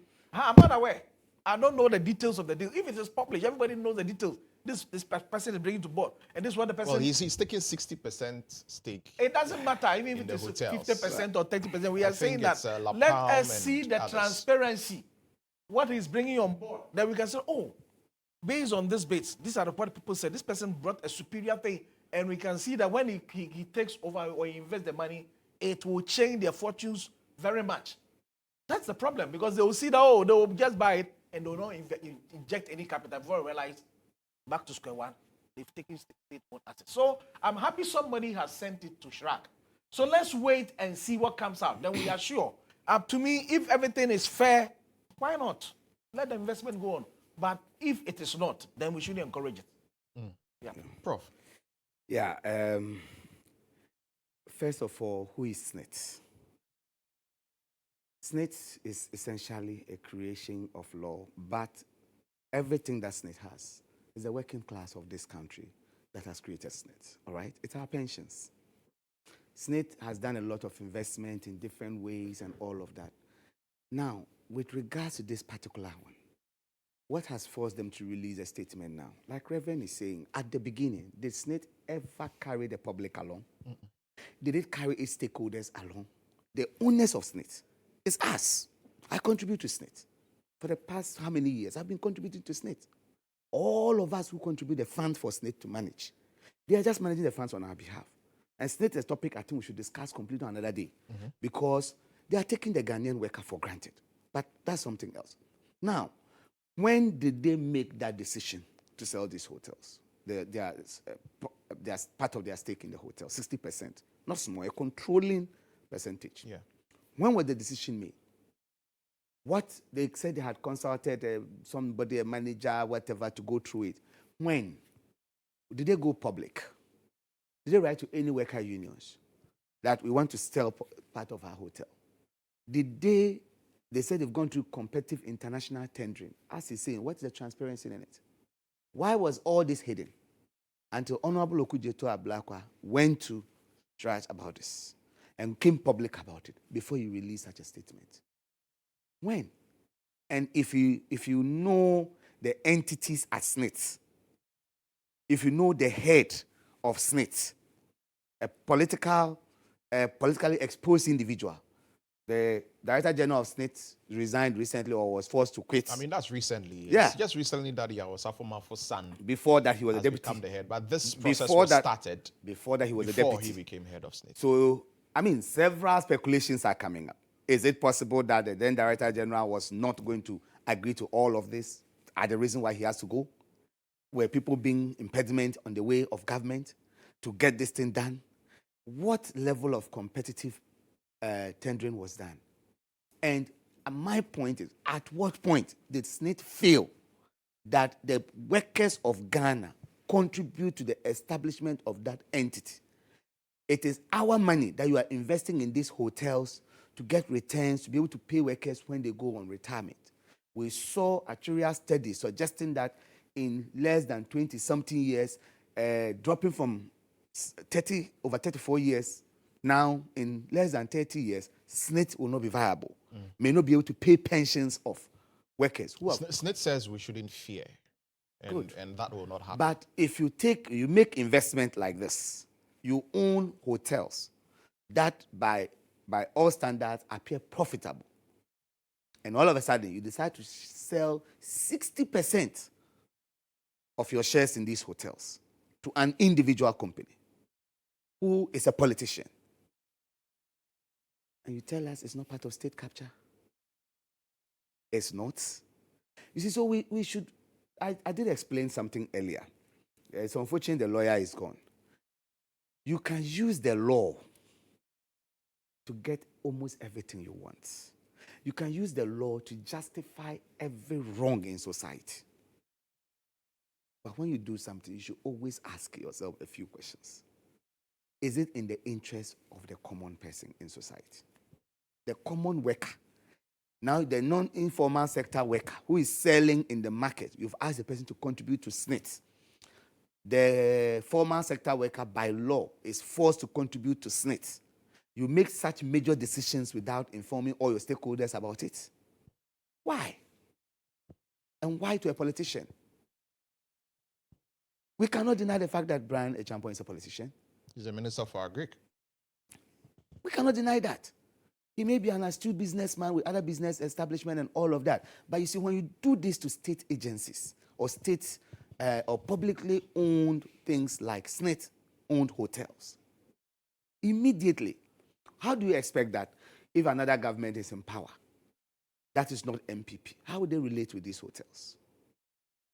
Meanwhile, these are hotels that are holding the money of every worker in Ghana in trusts. How would others behave? What is happening in this country? And why couldn't they have involved the masses in all of this? Why did they keep it hush-hush until the information was blown out and sent to Shira? Then you come and release a statement. When did SSNIT learn that it can release statement to inform the public, to inform contributor to the scheme? It's unfortunate. And I don't know. Yes, if it's a Ghanaian with a lot of resources that is buying this, and we know the value, how much is going to contribute, and we are sure that that money is actually coming in, all for it. But the person at the center of this cannot be taken out. It's a core politician. It's a core politician. So it's wrong on every level. It is wrong because there's no transparency. It is wrong because they refuse to inform everybody. It is wrong because we don't know how this man was elected. Their statement that international competitive tendering, we wish to know what the rest of the companies are. Very well. Let's move on to our final issue before we wrap this up, and this has got to do with the depreciating cedi. The cedi has been depreciating for quite some time now, and it's got quite a lot of people alarmed, especially the business community. The business community believes that if the cedi continues to depreciate, all is not going to go well. Meanwhile, the minority in parliament is attributing the recent rapid depreciation of the cedi to outside budget expenditure by government, right? And addressing the media in parliament, minority leader Dr. Kis Latoforsen decried the impact of the development on businesses. And Dr. Latoforsen is arguing that over 300 million third tranche of the IMF bailouts expected by government to show up the cedi will not even be available until July, given challenges with securing an MOU with external creditors and all of that. And the cedi just continues to depreciate and bite hard. But we've been told that the situation, especially by the finance minister, that the situation is under control and the cedi is not going to continue to depreciate. Reverend, from where you sit, looking at the economy, just how bad is this situation from where you sit? Yeah, it's not just from where I sit. Talk to businesses. Businesses are folding up in Ghana here. I'm sure you've heard some businesses that have folded up because of cost of doing business is very high, because inflation is high. You see, the key thing is that if the economy, every economist knows or should know that when the economy is booming, is doing well, it will affect your currency. We are net importers. And because we are importing and importing, there are two key major economic policies: monetary, fiscal. Monetary, Bank of Ghana. Fiscal is the government. So when government expenditure is not generating the needed income, and we are not exporting so much, cocoa prices are not doing well. Cocoa prices, they are not doing well. So the money that we need to come in, the foreign exchange to come in to shore up the cedi, it's not there. Even concerning the IMF money, the small money, that one price is just a drop in the mighty ocean. That money has still not come in. Syndicate money, we didn't get enough. We are not getting enough. So the things to shore up the cedi is not there. And the economy is not doing well. So if it continues this way, GUTA, they are complaining. Hotel Association, they are complaining. I just heard about the producer price. That shows that, cost of doing, producing things in Ghana is also high. So when that happens, they'll surely transmit the thing to prices. When prices are going up, escalating, it will exacerbate our situation. So, I'm not too old, but I've not seen that maybe Ghana here, we started maybe CD, maybe at 2 CDs in January and ended at 1 CD 50% before. Every time we are moving up. And so you don't need any seer, any prophet to tell you that if we don't control our expenditure, by the time we get to December, when there'll be pressures, there'll be election pressures, there'll be people pressures to import things, the city is going to suffer more. So I think that it is because of high expenditure, and we have not raking in a lot of foreign exchange to shore up the city. That's why. So the depreciation, I am afraid, may continue. Because the economy, to be frank, is not heading in the right direction. This is what I mean who's saying it. You ask the common person, go to the market. Every time things are increasing. Even the inflation we bring out, it's just the average. When you go, maybe inflation for individuals, you go the things they buy, it's about 80%, but also it's around 22, 26. But when you go, the key thing people buy, the prices are every time, now and then the prices are going up. So this will feed into because people who are demanding, they are buying. I mean, I'm sure recently you heard the Abosokan people. They were saying that now, I mean, from January, now, see where the city is almost 15, 15. So now the things you bought, you cannot buy them. Your real income is falling. Ghanaians have been very patient, especially we who earn fixed income. Our real income has been falling because of the CD and the depreciation. So if government does not cut up on its expenditure, the thing is going to continue. And now that we are approaching election, if we are not careful, we don't manage things well, especially for the fiscal side, things are going to be worse. Prof, what is your perspective on this? Yeah, so I think the minority leader could not have been more right than what he has said. We are in a very precarious state. The city has undergone some epileptiform fall, very significant fall that you cannot tell what is happening. It's dancing all over the place. And the messiah, economic, so post-economic messiah, that was touted as the one coming to fix this, who claimed he has arrested the city and locked it, giving the key to the IGP. I don't know whether the city has broken jail, but what is happening now is bad. Look, someone was going for a medical procedure. It's about $10,000, and for one of the procedures, he needs 3 of them. That's $30,000. About 2 months ago, he started raising funds from church and everybody because he calculated the CD equivalent. It was about $375,000. As of today, it's over $430,000. So within 2 months, or when he was giving that bill till now, he needs to cough up over 50,000 Ghana cedis more to be able to meet the same thing. This is someone who is going on an appeal, trying to raise money. The businesswomen are saying they cannot stock. I saw a patient yesterday who imports from Nigeria and from Togo into Ghana. For the last 2 weeks, she says she's not going to go anywhere anymore. She's just cutting her losses. Whatever money she has made, she's just putting it down. She's not going to attempt to go, because when she goes to buy and needs to change money and buy, the money she's having cannot buy the exact quantity of goods she bought before and sold without making any profit. This is how bad the situation is. And then what are we served with? A man who, when I said has credibility issues, that's why I was saying I wish he was still here, but I hope he's listening and others are listening. This is a man who went to the Central University, made a lecture, gave all sorts of theories of how to get the city under control, and stated emphatically that when the fundamentals are weak, your exchange rate will expose you. When he could not hold things together and the exchange rate was getting worse, he said, yes, he did say that when the fundamentals are weak, the exchange rate will expose you. And it is true then, and it's true now. But we must know that COVID has come in. Exactly.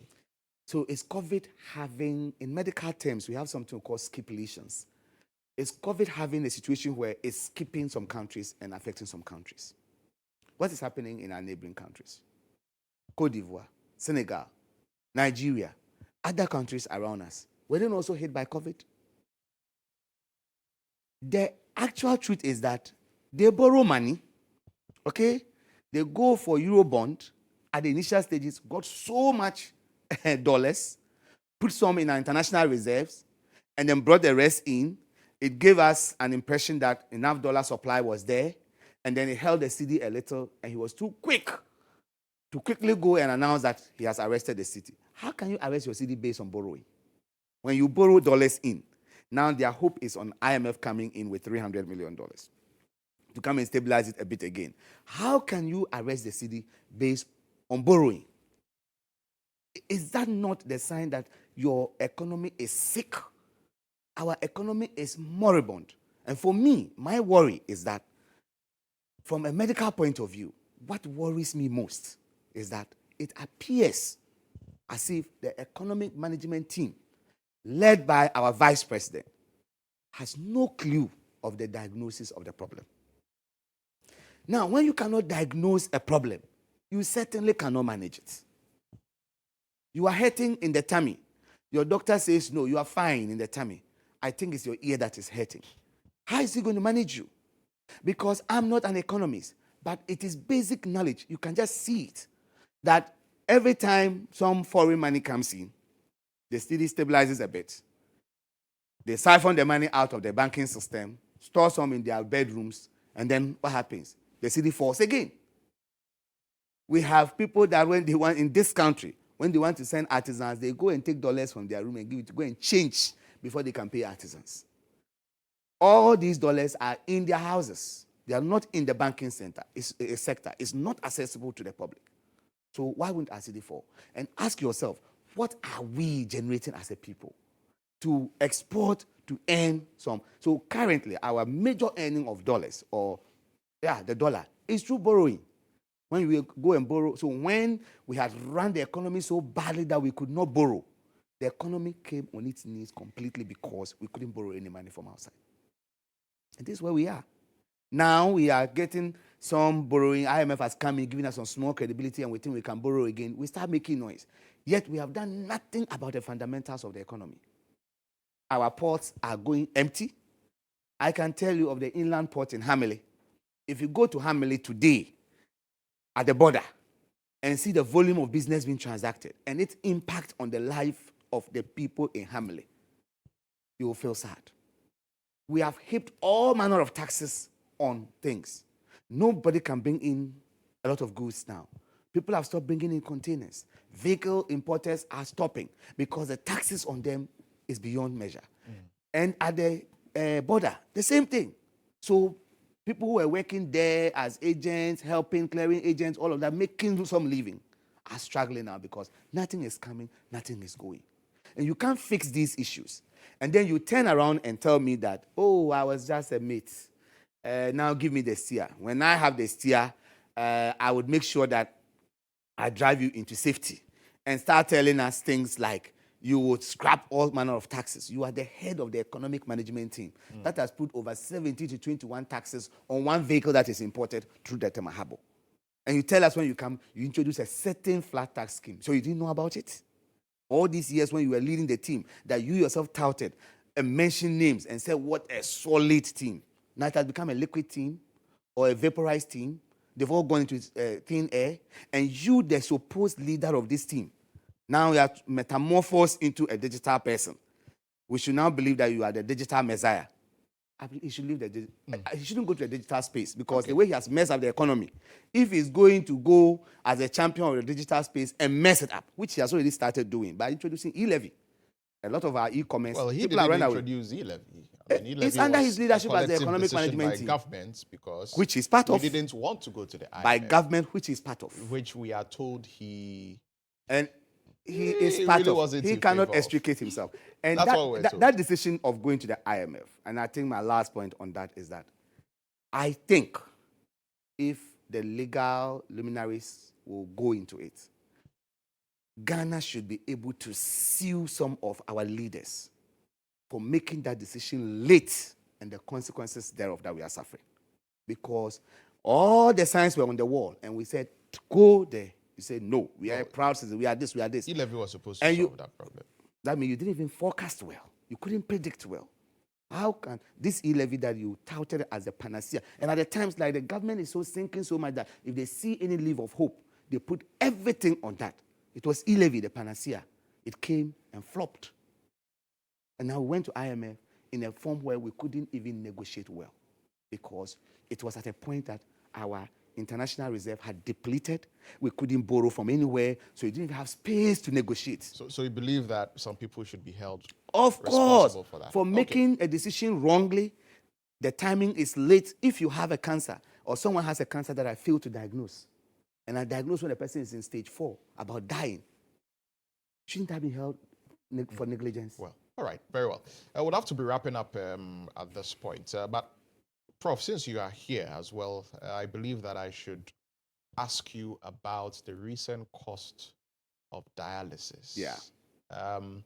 Reverend, you know that recently there has been a cost increment Yes. in public or government hospitals, you know, with regard to how much it will cost to do dialysis, from 380 Ghana cedis to now 491. That's almost 500 Ghana cedis for dialysis. And renal patients have been crying since this happened, you know. And it looks like the hands of the institutions are tied because, you know, I mean, there are taxes on medical consumables, even for the dialysis treatments and all of that. And they can't continue to run at a loss. So they've wanted to increase the prices for a long time, and now they have no option than to do it. And it's to the detriment of the kidney patients. Yeah, I would say that from the economic point of view, they must increase it. But the government that is looking at the welfare of the people must subsidize it. Government must subsidize. There are several places government have been sending money that we are not seeing. This is a place to send money that will be helpful and useful to the citizen. So, because if they don't have enough money they can't run the thing will collapse. But the government must find ways of subsidizing. I hear even some private individuals sponsor some of this thing. I mean, there are private donors. Donors, yeah. So if private people are doing it, why not the government itself? So government must find ways of subsidizing this. It will help the whole country. If there are places government should send money and privatize, this one should be one of them. So that's my take. Prof, I mean, you're in the space. Yeah. So it's the dialysis crisis is unfortunate, very unfortunate. From the professional point of view, these institutions are in the hard corner of making this service available or shutting down completely. In which case, people who even have the money and can afford will not get it because then it's not completely available at all. Because you are not able to buy your consumables, you are not able to maintain equipment and all of that. But I have maintained, just as Reverend said, that if government is willing and is committed, dialysis can be subsidized to the point that it is almost free.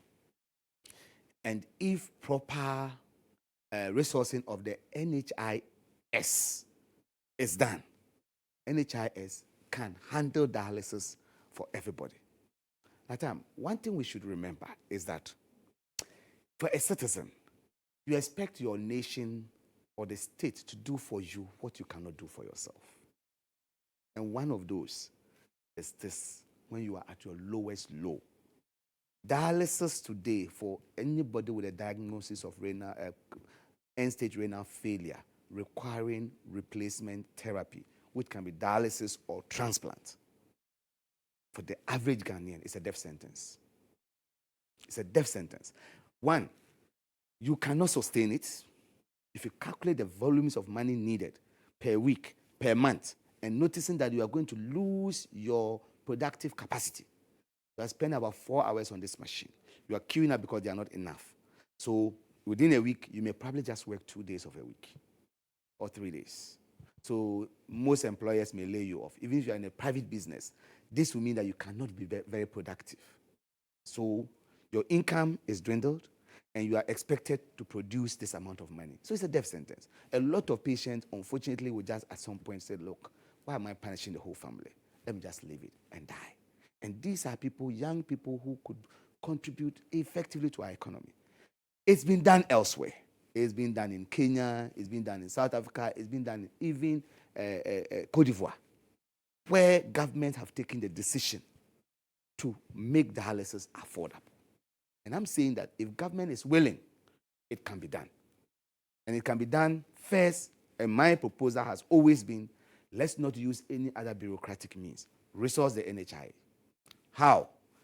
Don't cap the funds of the NHI. I think it's a cardinal sin for any government to add that NHIA to this capping that they have done, Capping and Realignment Act that they passed, such that the total revenues that we are all contributing to NHIS, when that money is realized, government takes a chunk into consolidated fund and use it for whatever they wish for. And then when you are now at your lowest point, NHIS come in, it cannot help you. If NHIS is giving all of its money, NHIS can handle dialysis. And it can be free for everybody who is on the scheme. But government must take its hands off. If you are using that money for paying nursing training allowance, I have paid that when I'm sick. Take care of me.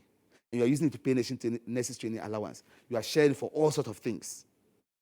Go and look at the disbursement formula. That is often approved by Parliament. Why District Assembly Common Fund was taken out? Because constitutionally, it was wrong that they added it to this Capping and Realignment Act. That's why I said that sometimes something may be lawful because the NHIA fund was not protected by the law, by the Constitution. It was created later by an act and was not protected like the District Assembly Common Fund. They've roped it in. But can't common conscience tell us that? At least for healthcare. I'm paying for roads, I'm not getting good roads. I'm paying for electricity, I'm sleeping in Dumso. At least for healthcare, just healthcare. Can the government of Ghana decide that for this one alone, when you are at this low, when you need cancer therapy, if you need to do renal replacement, I will take care of it for you? Why not? Everybody's contributing to the levy. So it's a very difficult situation they find themselves in. It is necessary, the increment, and this increment, per the last assessment we did, it's not even full cost recovery. Yeah. It's not at all. So the solution is for us to calculate really how much we need to do the dialysis and make it sustainable, and then pass over that to the NHI. And government should go and amend that the Capping and Realignment Act and take out the NHI and let the money of NHI go to NHI and they can handle this. Another place they can get money from to minimize the total number of people with renal failure is the sin tax. Because in the sin tax, when you smoke, you are paying tax on it. When you take fizzy drinks, you are paying tax on it. Why are we paying that tax? It serves, the economists may have their explanation for it. From the medical point of view, we see it as you are contributing towards the long-term effect, health effect of these things on you when you fall ill. So you take your sugar, fizzy drinks, it's give you diabetes. Diabetes will lead to renal failure. When you get there, you have been contributing ahead of time. That money should be available to help you. So we can use it to manage this lifestyle, educate the public, and make sure that we can reduce the burden of renal failure. And if we did that, I think it would be helpful. All right. Well, we'll have to wrap it up here. Very well said there, Professor Titus Bayo, and I'm grateful that he joined us here in the studio. This is where we'll wrap up the breakfast review segment here on GH Today. We were earlier joined by Kingsley Amwakwa Buedu. He's a private legal practitioner. He's a member of the MPP's communications team, but he had to go to court, and so he had to leave us early.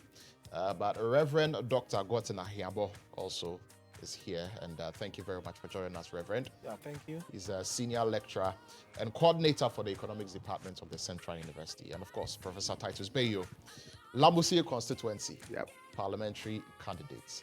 We wish you all the best. Thank you. Lambuse is rising. Well, the people will decide. Do stay tuned. There's still more to come up here on GH Today. We'll be right back. Back to the break. This is still GH Today here on GHOne TV. It's now time for Health Alert.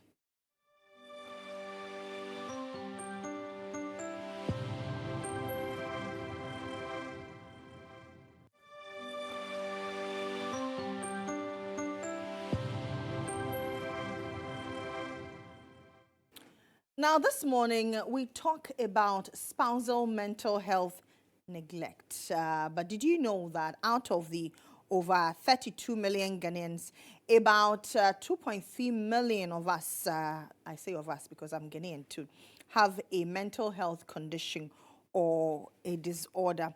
But how do we address it? And what really is spousal mental health neglect? And how precarious is this situation? In the studio, I've been joined by Gifty Atambubiri, and she's a mental health advocate, and Dr. Seto Abra Nogbe. She's a medical practitioner. Did I say good evening? I'm still in the night. Good morning, ladies. Good morning. How are you? Good to see you. Yes, same here.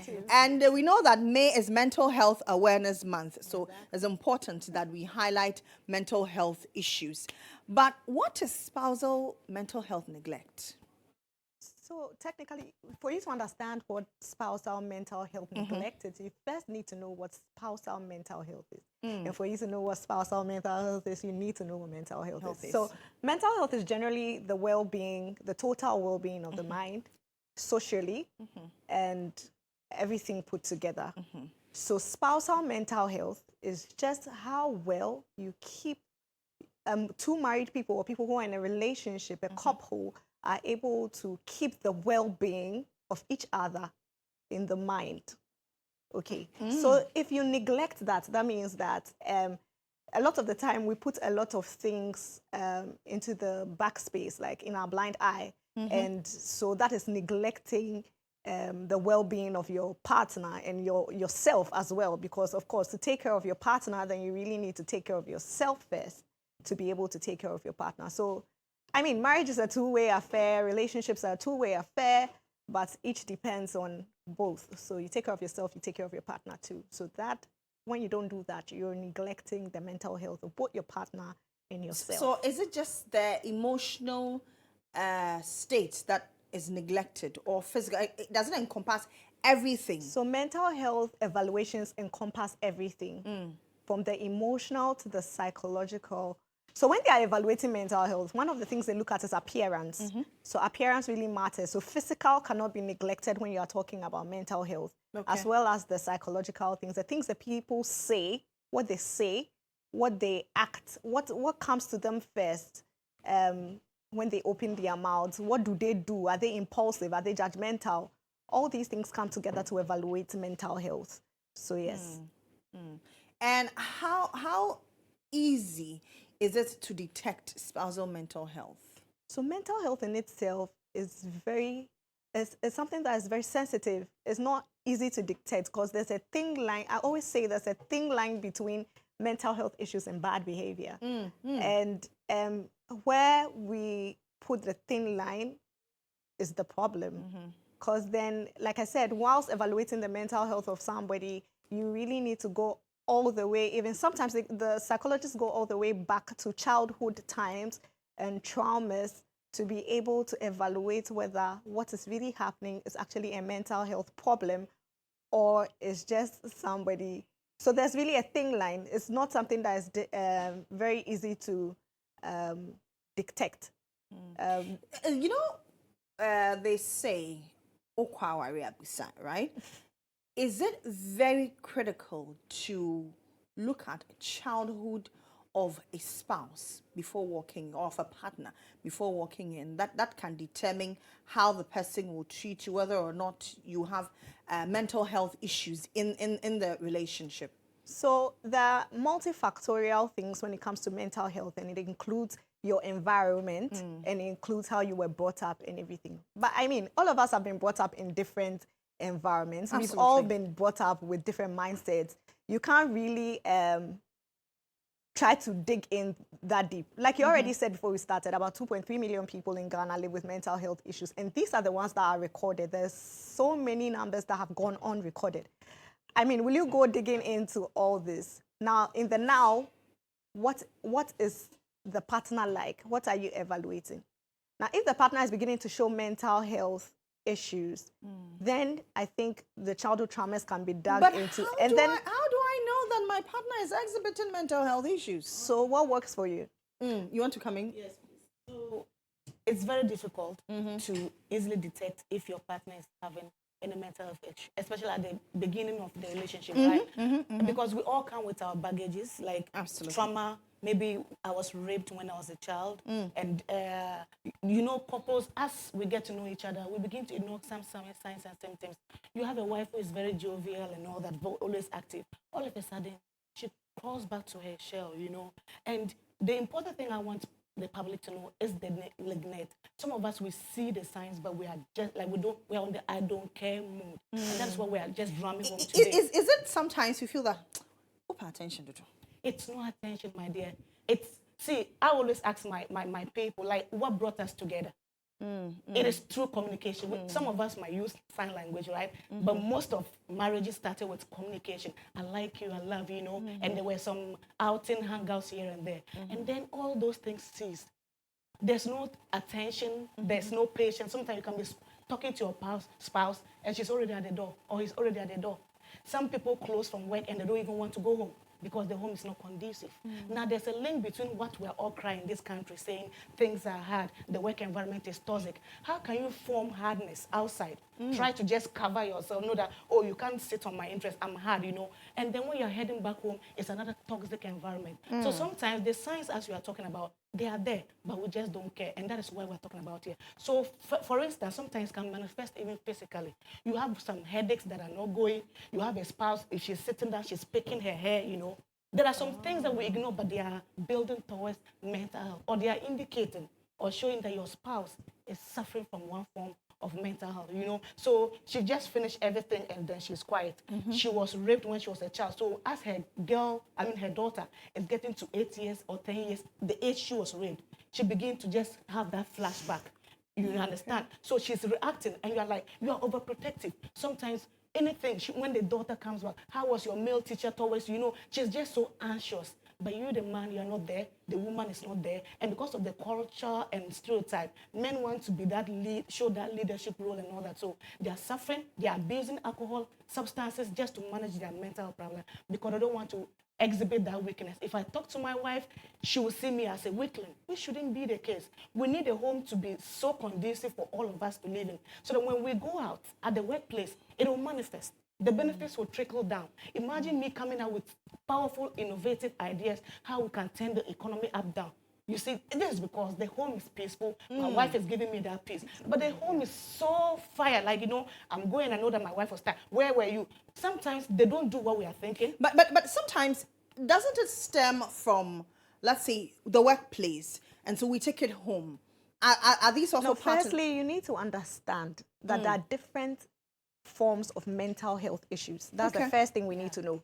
The second thing you need to know is that there are different severities of mental health issues. Right. And the last thing we need to know is there are different risk factors and there are different causes of mental health issues. Now, if you understand these parameters, it is easy to deal with. Now, we have mental issues from very mild ones to very severe ones. And yes, the workplace. What are the mild ones and what are? But you're talking about the workplace, and we look at the mild ones and the very severe ones. So, like I said, there are different severities. So something like depression has a mild variation to a very deep variation. Now, the deep variations are where people are having suicidal thoughts, suicidal ideations, people are self-harming themselves. Now, those are very extreme forms of depression. Now, isolation to extreme forms are also severe forms of depression. Now, some mild ones, forms of depression that we may not pay attention to is when they begin to not pay attention, they lose concentration easily. Those are forms of depression. They get sad easily about. Those can be very mild forms, and which, if not handled properly, could go into very deep mental health issues. Now, we have very severe mental health issues like schizophrenia that need a health practitioner or a psychiatrist. What is schizophrenia? So that anybody out there, as a layperson. So schizo has different symptoms. So some of the symptoms are hallucinations. Self-harm is one of them. Some of them even harm other people. Now, schizophrenic people have some of these symptoms. Okay, so those are very severe forms of mental health issues. But then there are also others, like I already mentioned, depression is one, anxiety is one. And anxiety with severe issues like schizophrenia, even anxiety could be part of the one thing that people, a lot of the time, people don't pay attention to is what we call insomnia. People don't sleep. They tend to be like workaholics. But a lot of the time, people find things to distract them because they probably can't sleep. Now, that's called insomnia. People don't sleep. Those are also symptoms of mental health issues that we need to pay attention No, please to. come again. I am constantly and like she unable to said, sleep. substance abuse. Like a lot of men drink a lot of alcohol and it has become a norm. Like it's okay, but a lot of them are trying to distract themselves And hide their pain. Yes, and hide their pain. Now these people need love. They need to be shown care. People. And even people who are very promiscuous, I mean, some of them are. Please, I've hammer on that again. I've Hammer on that again. Yes, I've heard men talk to me, and some of them say, "Do you know which girl broke my heart? And because of that, that's why I don't like stick with one girl and all of that." And they think it's okay. A man can cheat and it's fine. Some of them are dealing with past traumas, and then they need love. Basically, I boil it down to love and emotional understanding, emotional support. But whilst giving somebody emotional does somebody support, give somebody emotional support when the person is hurting the other partner? All right. that so, okay, yes. right? So, how can you give me some form of emotional support? So, as I mentioned, like the communication begins to reduce, right? So, imagine that you see some of these signs that we are both talking about, and then all of a sudden you give that utmost attention at the home. Okay. So I'm like, hi there. It looks like you've changed. Is something bothering you? I'm worried about you. Can you tell me what you are going through?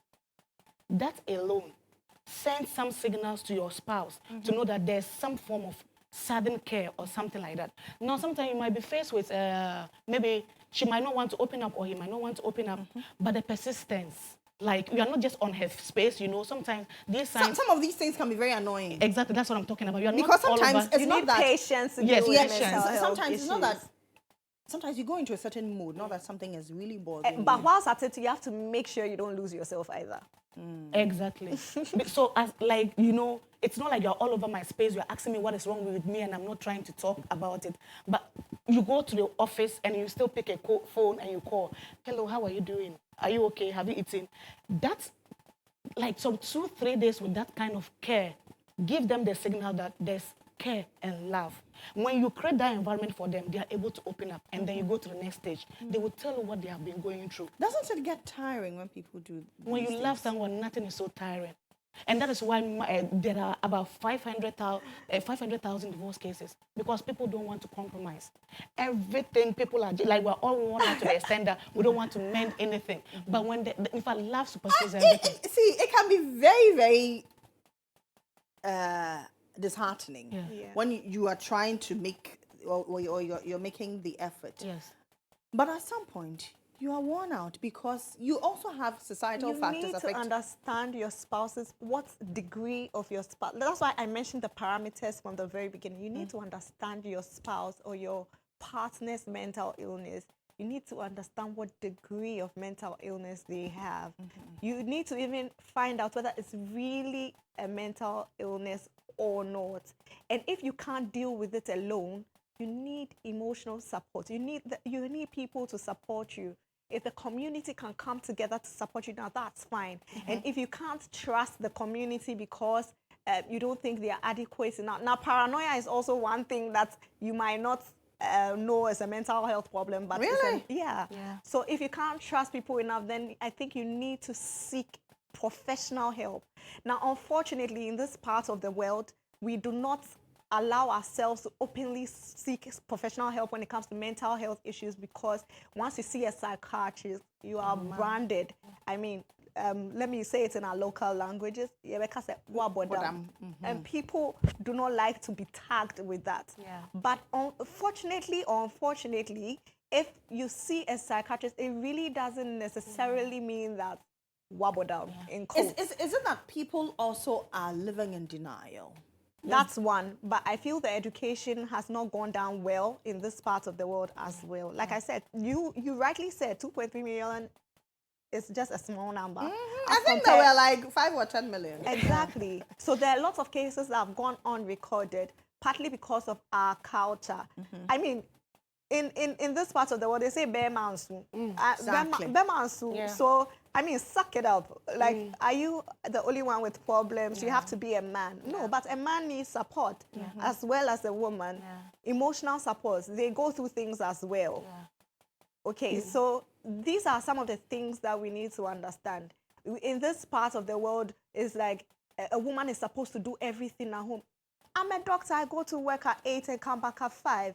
I mean, and I'm supposed to come home and clean and cook and do everything whilst my husband is in the couch. Now, that will create mental health issues for me. But of course, obviously, there are men who understand this and are ready to support. I'm not taking away gender roles and everything, but I feel like every relationship should be a partnership, especially when you are trying to make sure that you are living a healthy relationship and you are protecting your partner's mental health. But what types of therapy or counseling is available for couples who are dealing with spousal mental health? Okay, so let me come in there. So we have the individual therapy or counseling. And usually what I tell my clients is that you need to go that tangent, like you need to go through that route first, because you need to... so you need to go first. Yes, you need to understand what you're going through before your partner can come in and help. So you go through the individual therapy or counseling, and then we now have the couple counseling. By then, you know where you are now, and you are ready to like involve your partner in the treatment or the therapy session, right? Then we have the family therapy. If your mental health is affecting the whole family, like your children, your in-laws and all that, then they will need to organize a family therapy where they explain what you have been going through. It is not intentional. You've just been battling with some inner walls or something like that. You know, but I want to talk about the fact that mental health is not just you or your husband, but I'm always particular or passionate about the effect on kids. Children, like they see this, your parents, they see you talking at each other, you are raising, you are shouting, and they know that they are, in fact, you are schooling them to understand that That's the only how way life is. The only way you can understand in this world is to shout. So aggression. So you are wondering why your children are aggressive and being bullies, and we are not thinking about the home. That is what they grew up seeing. So mental health is not just some individual or a couple thing. It's broad. So you see this sugar daddy, sugar mommy thing, where is it coming from? We are just looking at outside things, but from the home. So if they don't get that care from the father or the mother, maybe because they're battling some mental health issues, and then they go somewhere and then an uncle or an outsider who is grown just decides to ask the girl, how are you? Have you eaten? Collect this for food. They see that father's figure in him, then they want that comfort. So we are driving our children into the hands of the abusers. They come back home and we don't even care to ask, how is it? Where did you get this phone? You know, sometimes even children give parents money and you are reluctant. Why? So these children are going to develop mental health issues even early, before they even marry, and then we'll sit here and then we'll talk about what a lot of parents, is it just from their formative years or there are various stages? Because there are a lot of parents who are equally pushing their children into these spaces, because a parent will tell you, oh, look at your mates, they are driving these cars, they have these latest gadgets, why can't you do same? And so when you bring those gadgets and whatever home, or monies at home, they are happy, they accept it. Yes. So poverty is one of the very high causes of mental health issues. Now, and then pressure from the society to be a certain kind of way. Now, at a certain age, for instance, you are expected to be married. Now, can't you see all your colleagues that are married and have kids? But no, there's Societal no time like, standards. yes, there's no time. You should have a car. Well, can't you see that all your colleagues have a car? Yes, maybe some of the things are necessities at some points, but I mean, if you don't have it, what do you do? And so there's pressure to live a certain kind of life at a certain standard of life.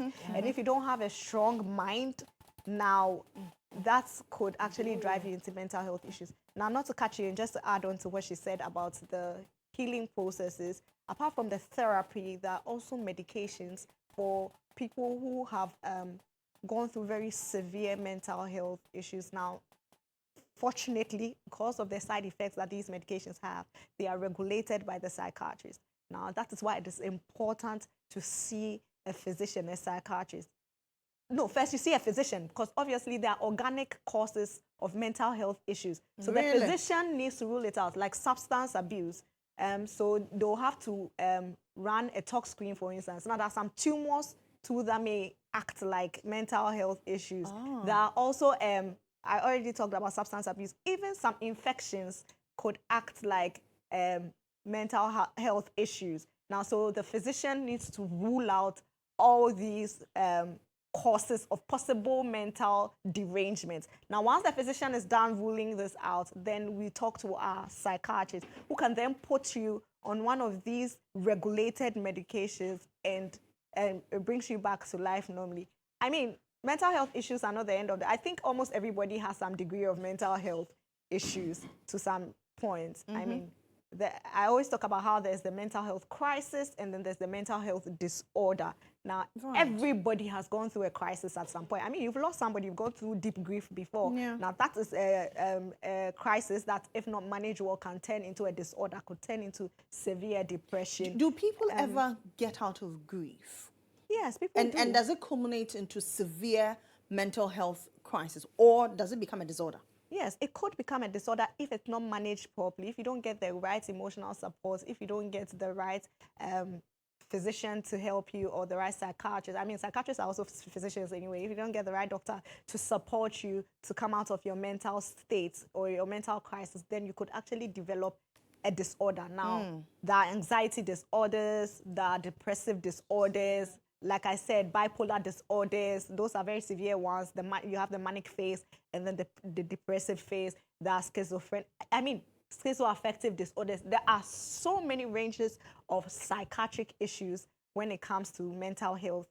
So it is important that when everybody goes through all of us who could go through a crisis, especially with anxiety and depression. I like to deal with anxiety and depression because these are conditions that many people take normally, like it's normal. I mean, you are anxious because you are going to write an exam, but no, this could actually turn into an anxiety disorder that could take a very long time, or sometimes some people don't even ever come out of it. You find people having panic attacks from time to time.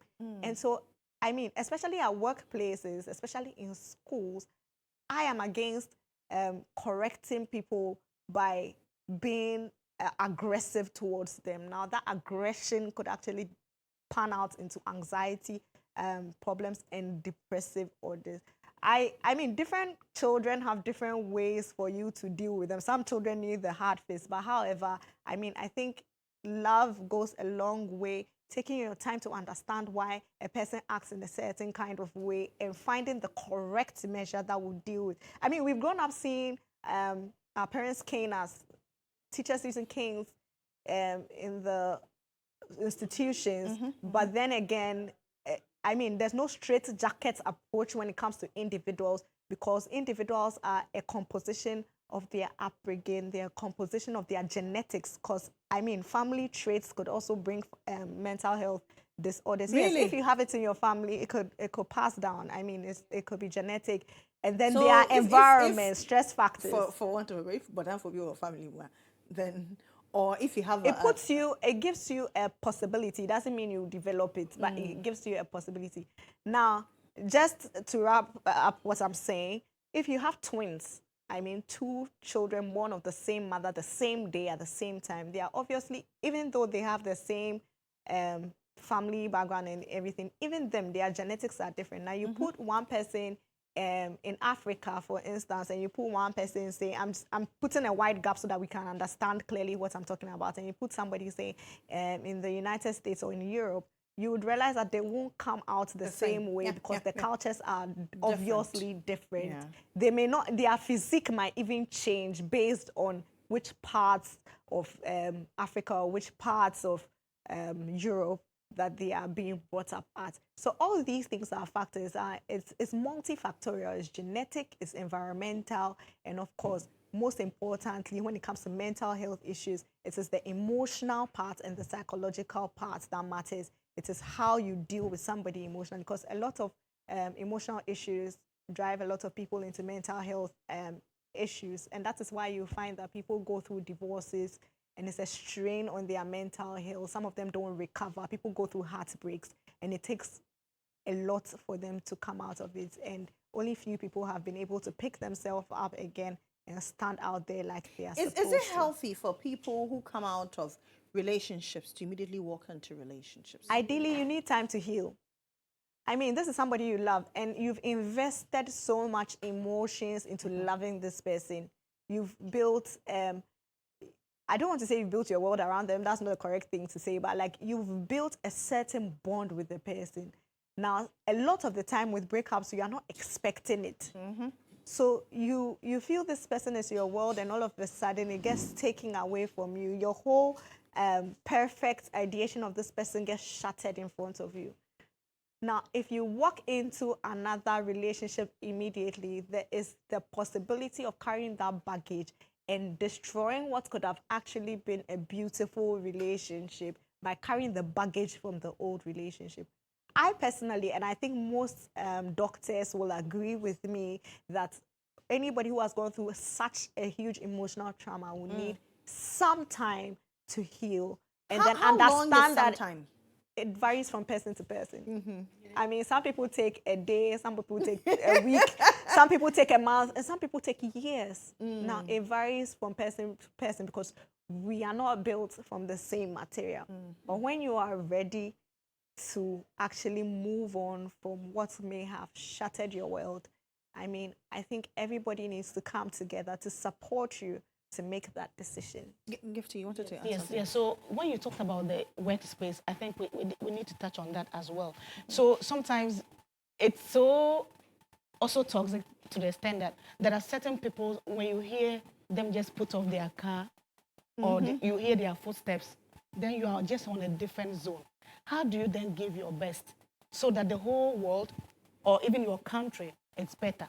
Then you bring that as well back to the house. And then because of power and control, when you come, it's just like, it's like a war-torn zone, like a kind of a war area, right? So children were playing. Immediately they hear mommy or daddy is coming, then the TV is off and they're back to, you see? Back to factory Factory, setting.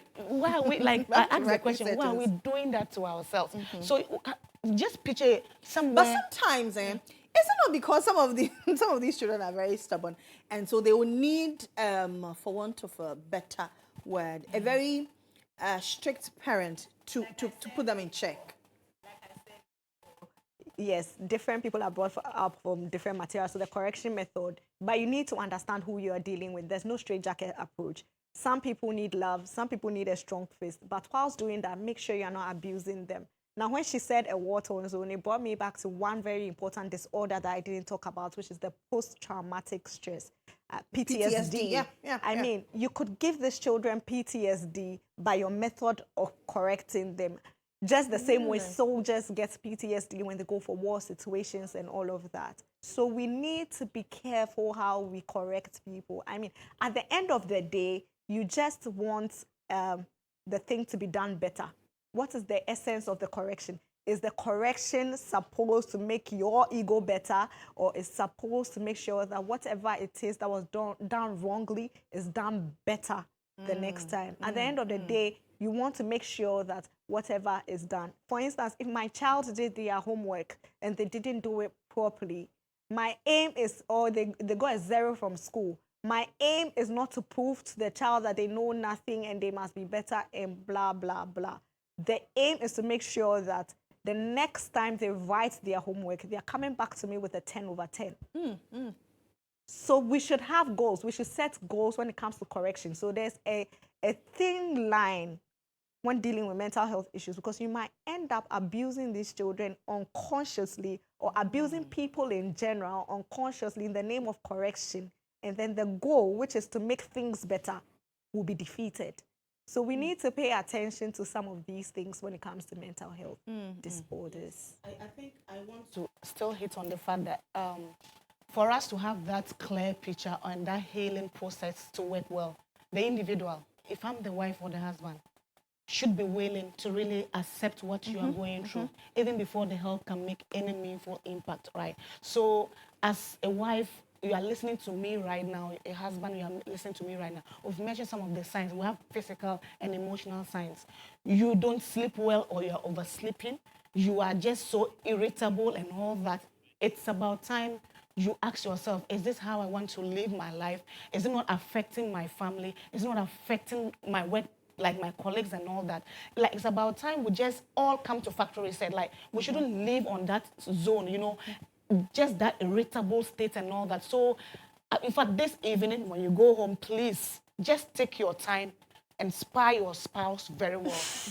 She finished serving you the food and she goes back to sit very like lonely. You are eating and you are on your phone or laptop. That's what you did during the day. It's home time. So these things you have been doing have accumulated and have given your spouse some serious depression. you know, some serious anxiety. People are in the relationships little noise, and they're alone. They are alone, Yeah, yes, exactly. yeah. So you say, oh, can we talk about this? You say, no, tomorrow.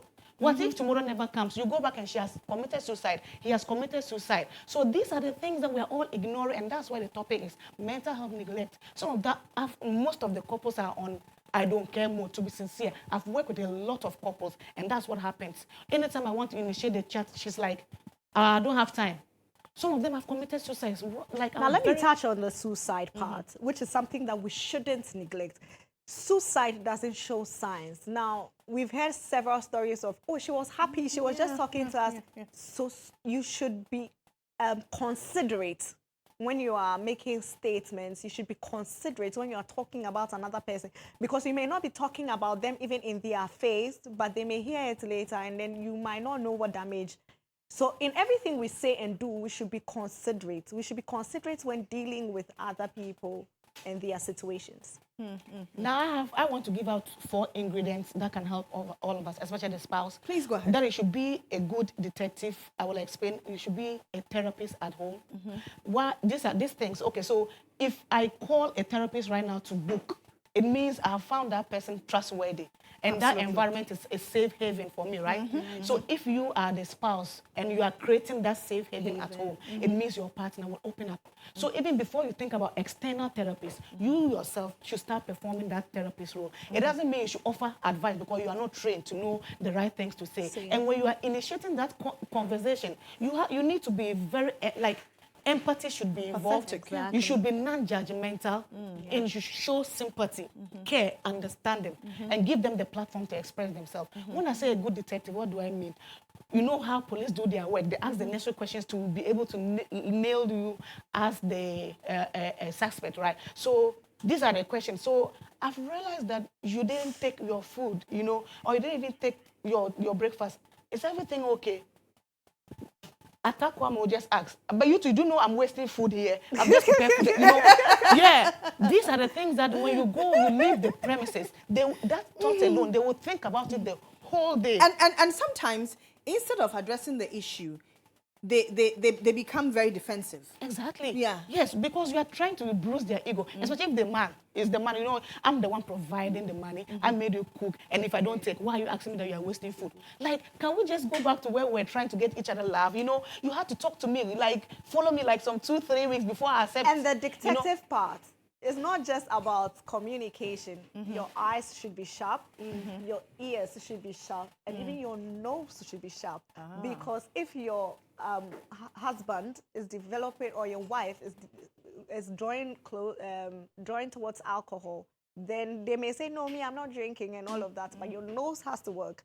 Your eyes have to work. Like, what are they doing? Are they not clean like they used to be before? Do they scatter their things? Did this person used to be prim and proper, and all of a sudden they are not prim and proper anymore? You need to hear, what are they saying? Are they saying, if a man starts to tell you... before you met the man, he was drinking? Does that mean that there could be No. So that one is a pattern. And you should know how much drink how much of drink they are taking. If it's occasional, I mean, people take alcohol occasionally. I mean, that's their lifestyle. You can't stop them. But you should know how excessive the drinking is. Now, with your communication, I always say, in a relationship, I don't think anybody, and the signs you see in a relationship are the same ones you see in marriage, or even worse. So if a man starts to tell you that I will slap you, they start to push you up, like they start to be physical with you. Now, these are red flags that should, it doesn't always mean that is it. Sometimes people get provoked to the extent, but I mean, we have to have anger management when it comes to, especially somebody that you care about and somebody that you want to be with. Okay. You know, one thing that is so rampant now, the way we point hands at each other, accuse each other wrongly. So, like, the spouse comes back very late. The only thing that is in your mind as a partner is that you were either with your side chick or something. Like, meanwhile, the person was avoiding your drama. The men in my studio don't like it. So I'm giving them that. You see, sometimes it's not that they are cheating outside. They are just avoiding your drama. So what if you were that loving wife, you see your husband walk through the door. If you pay attention with your eye, your nose, your ear, you will your know mouth what is out. wrong. Thank you very much, ladies. It's been very, very insightful having you. That has been Dr. Seto Abra-Nogbe. She's a medical practitioner, and Gifty Acheampong. She's a mental health advocate. And this morning we've been discussing spousal mental health neglect and how to address these. That's it for Health Alert. Let's do Tech Daily.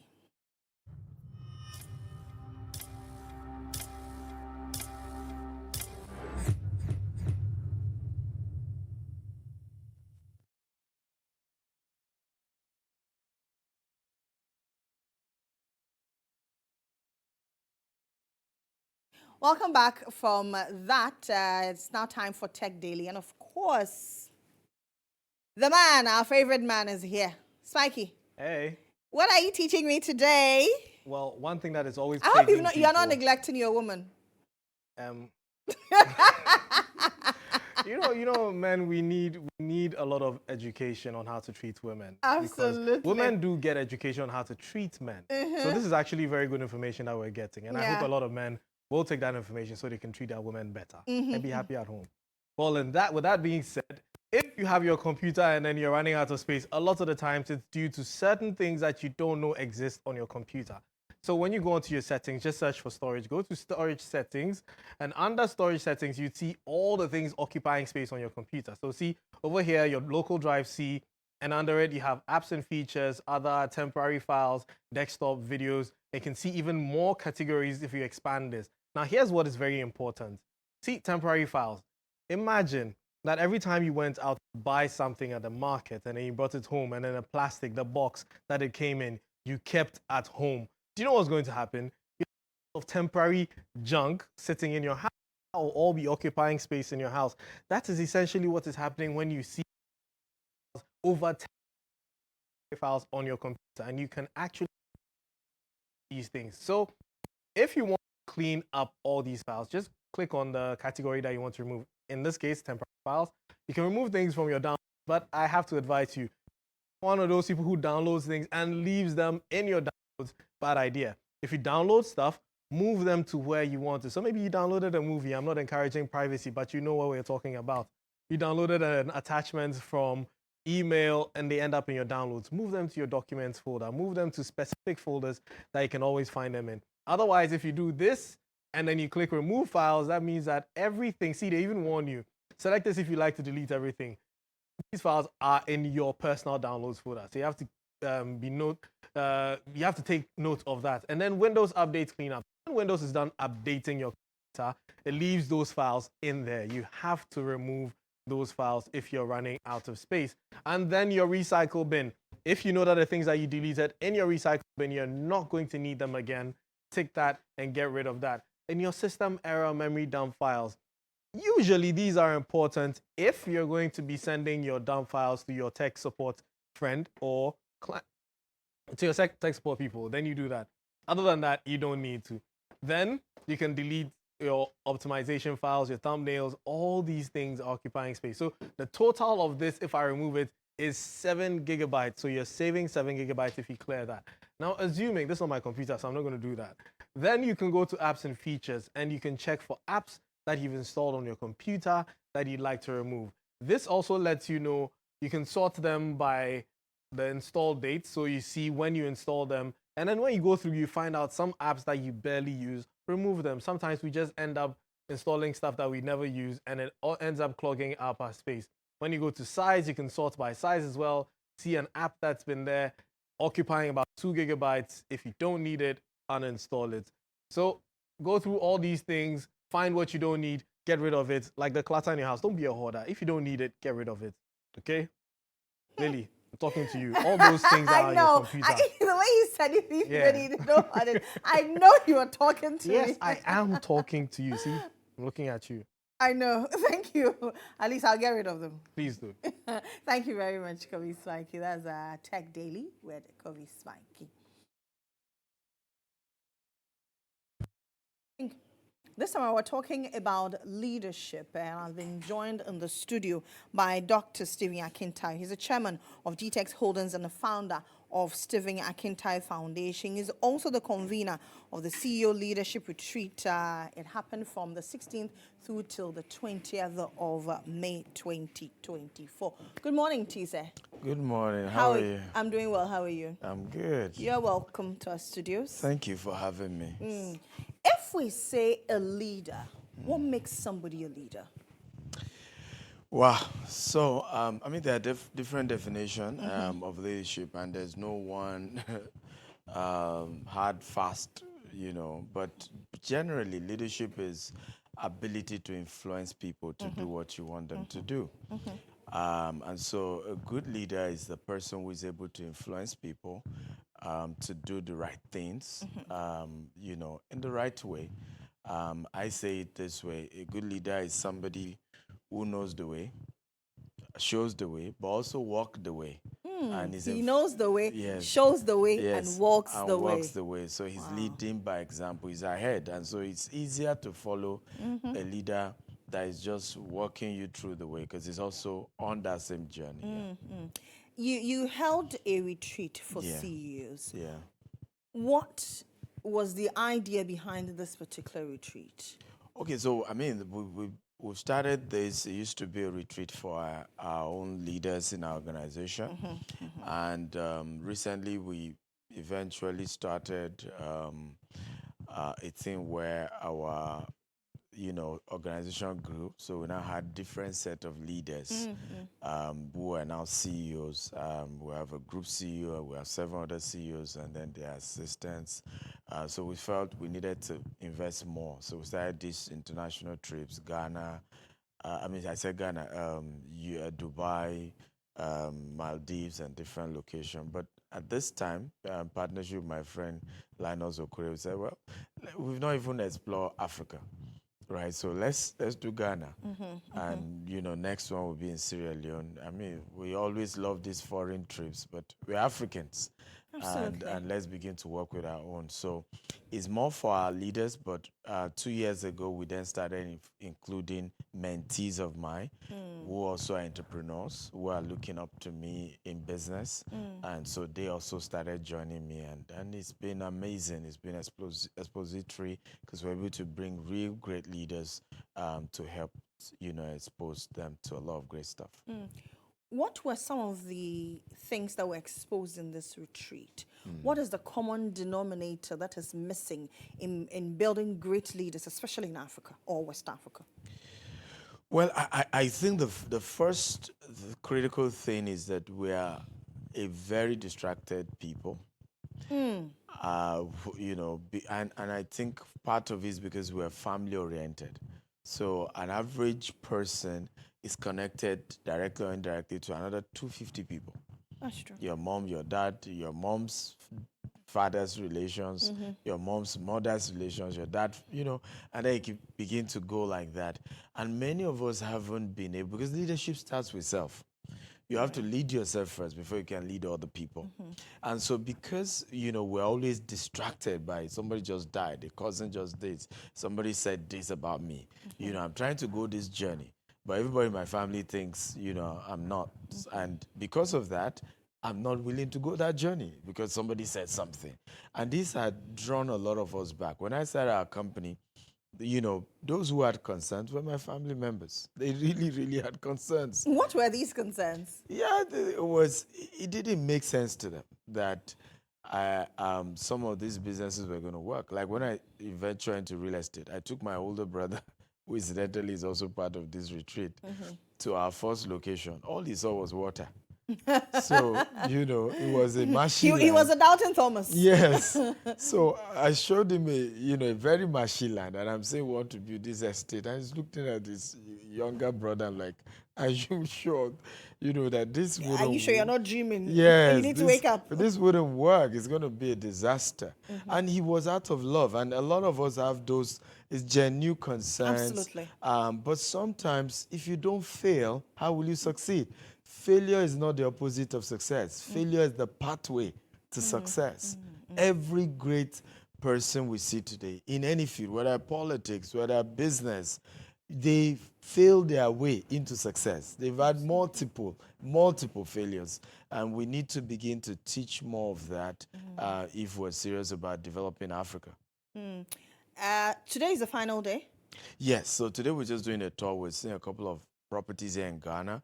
For a lot of them who want to invest in Ghana, and we are also considering doing a few things here in Ghana. You know, so yeah. How long have you been coming to Ghana? Ghana now, maybe 5 years. You know, yeah, I like it here. It's peaceful.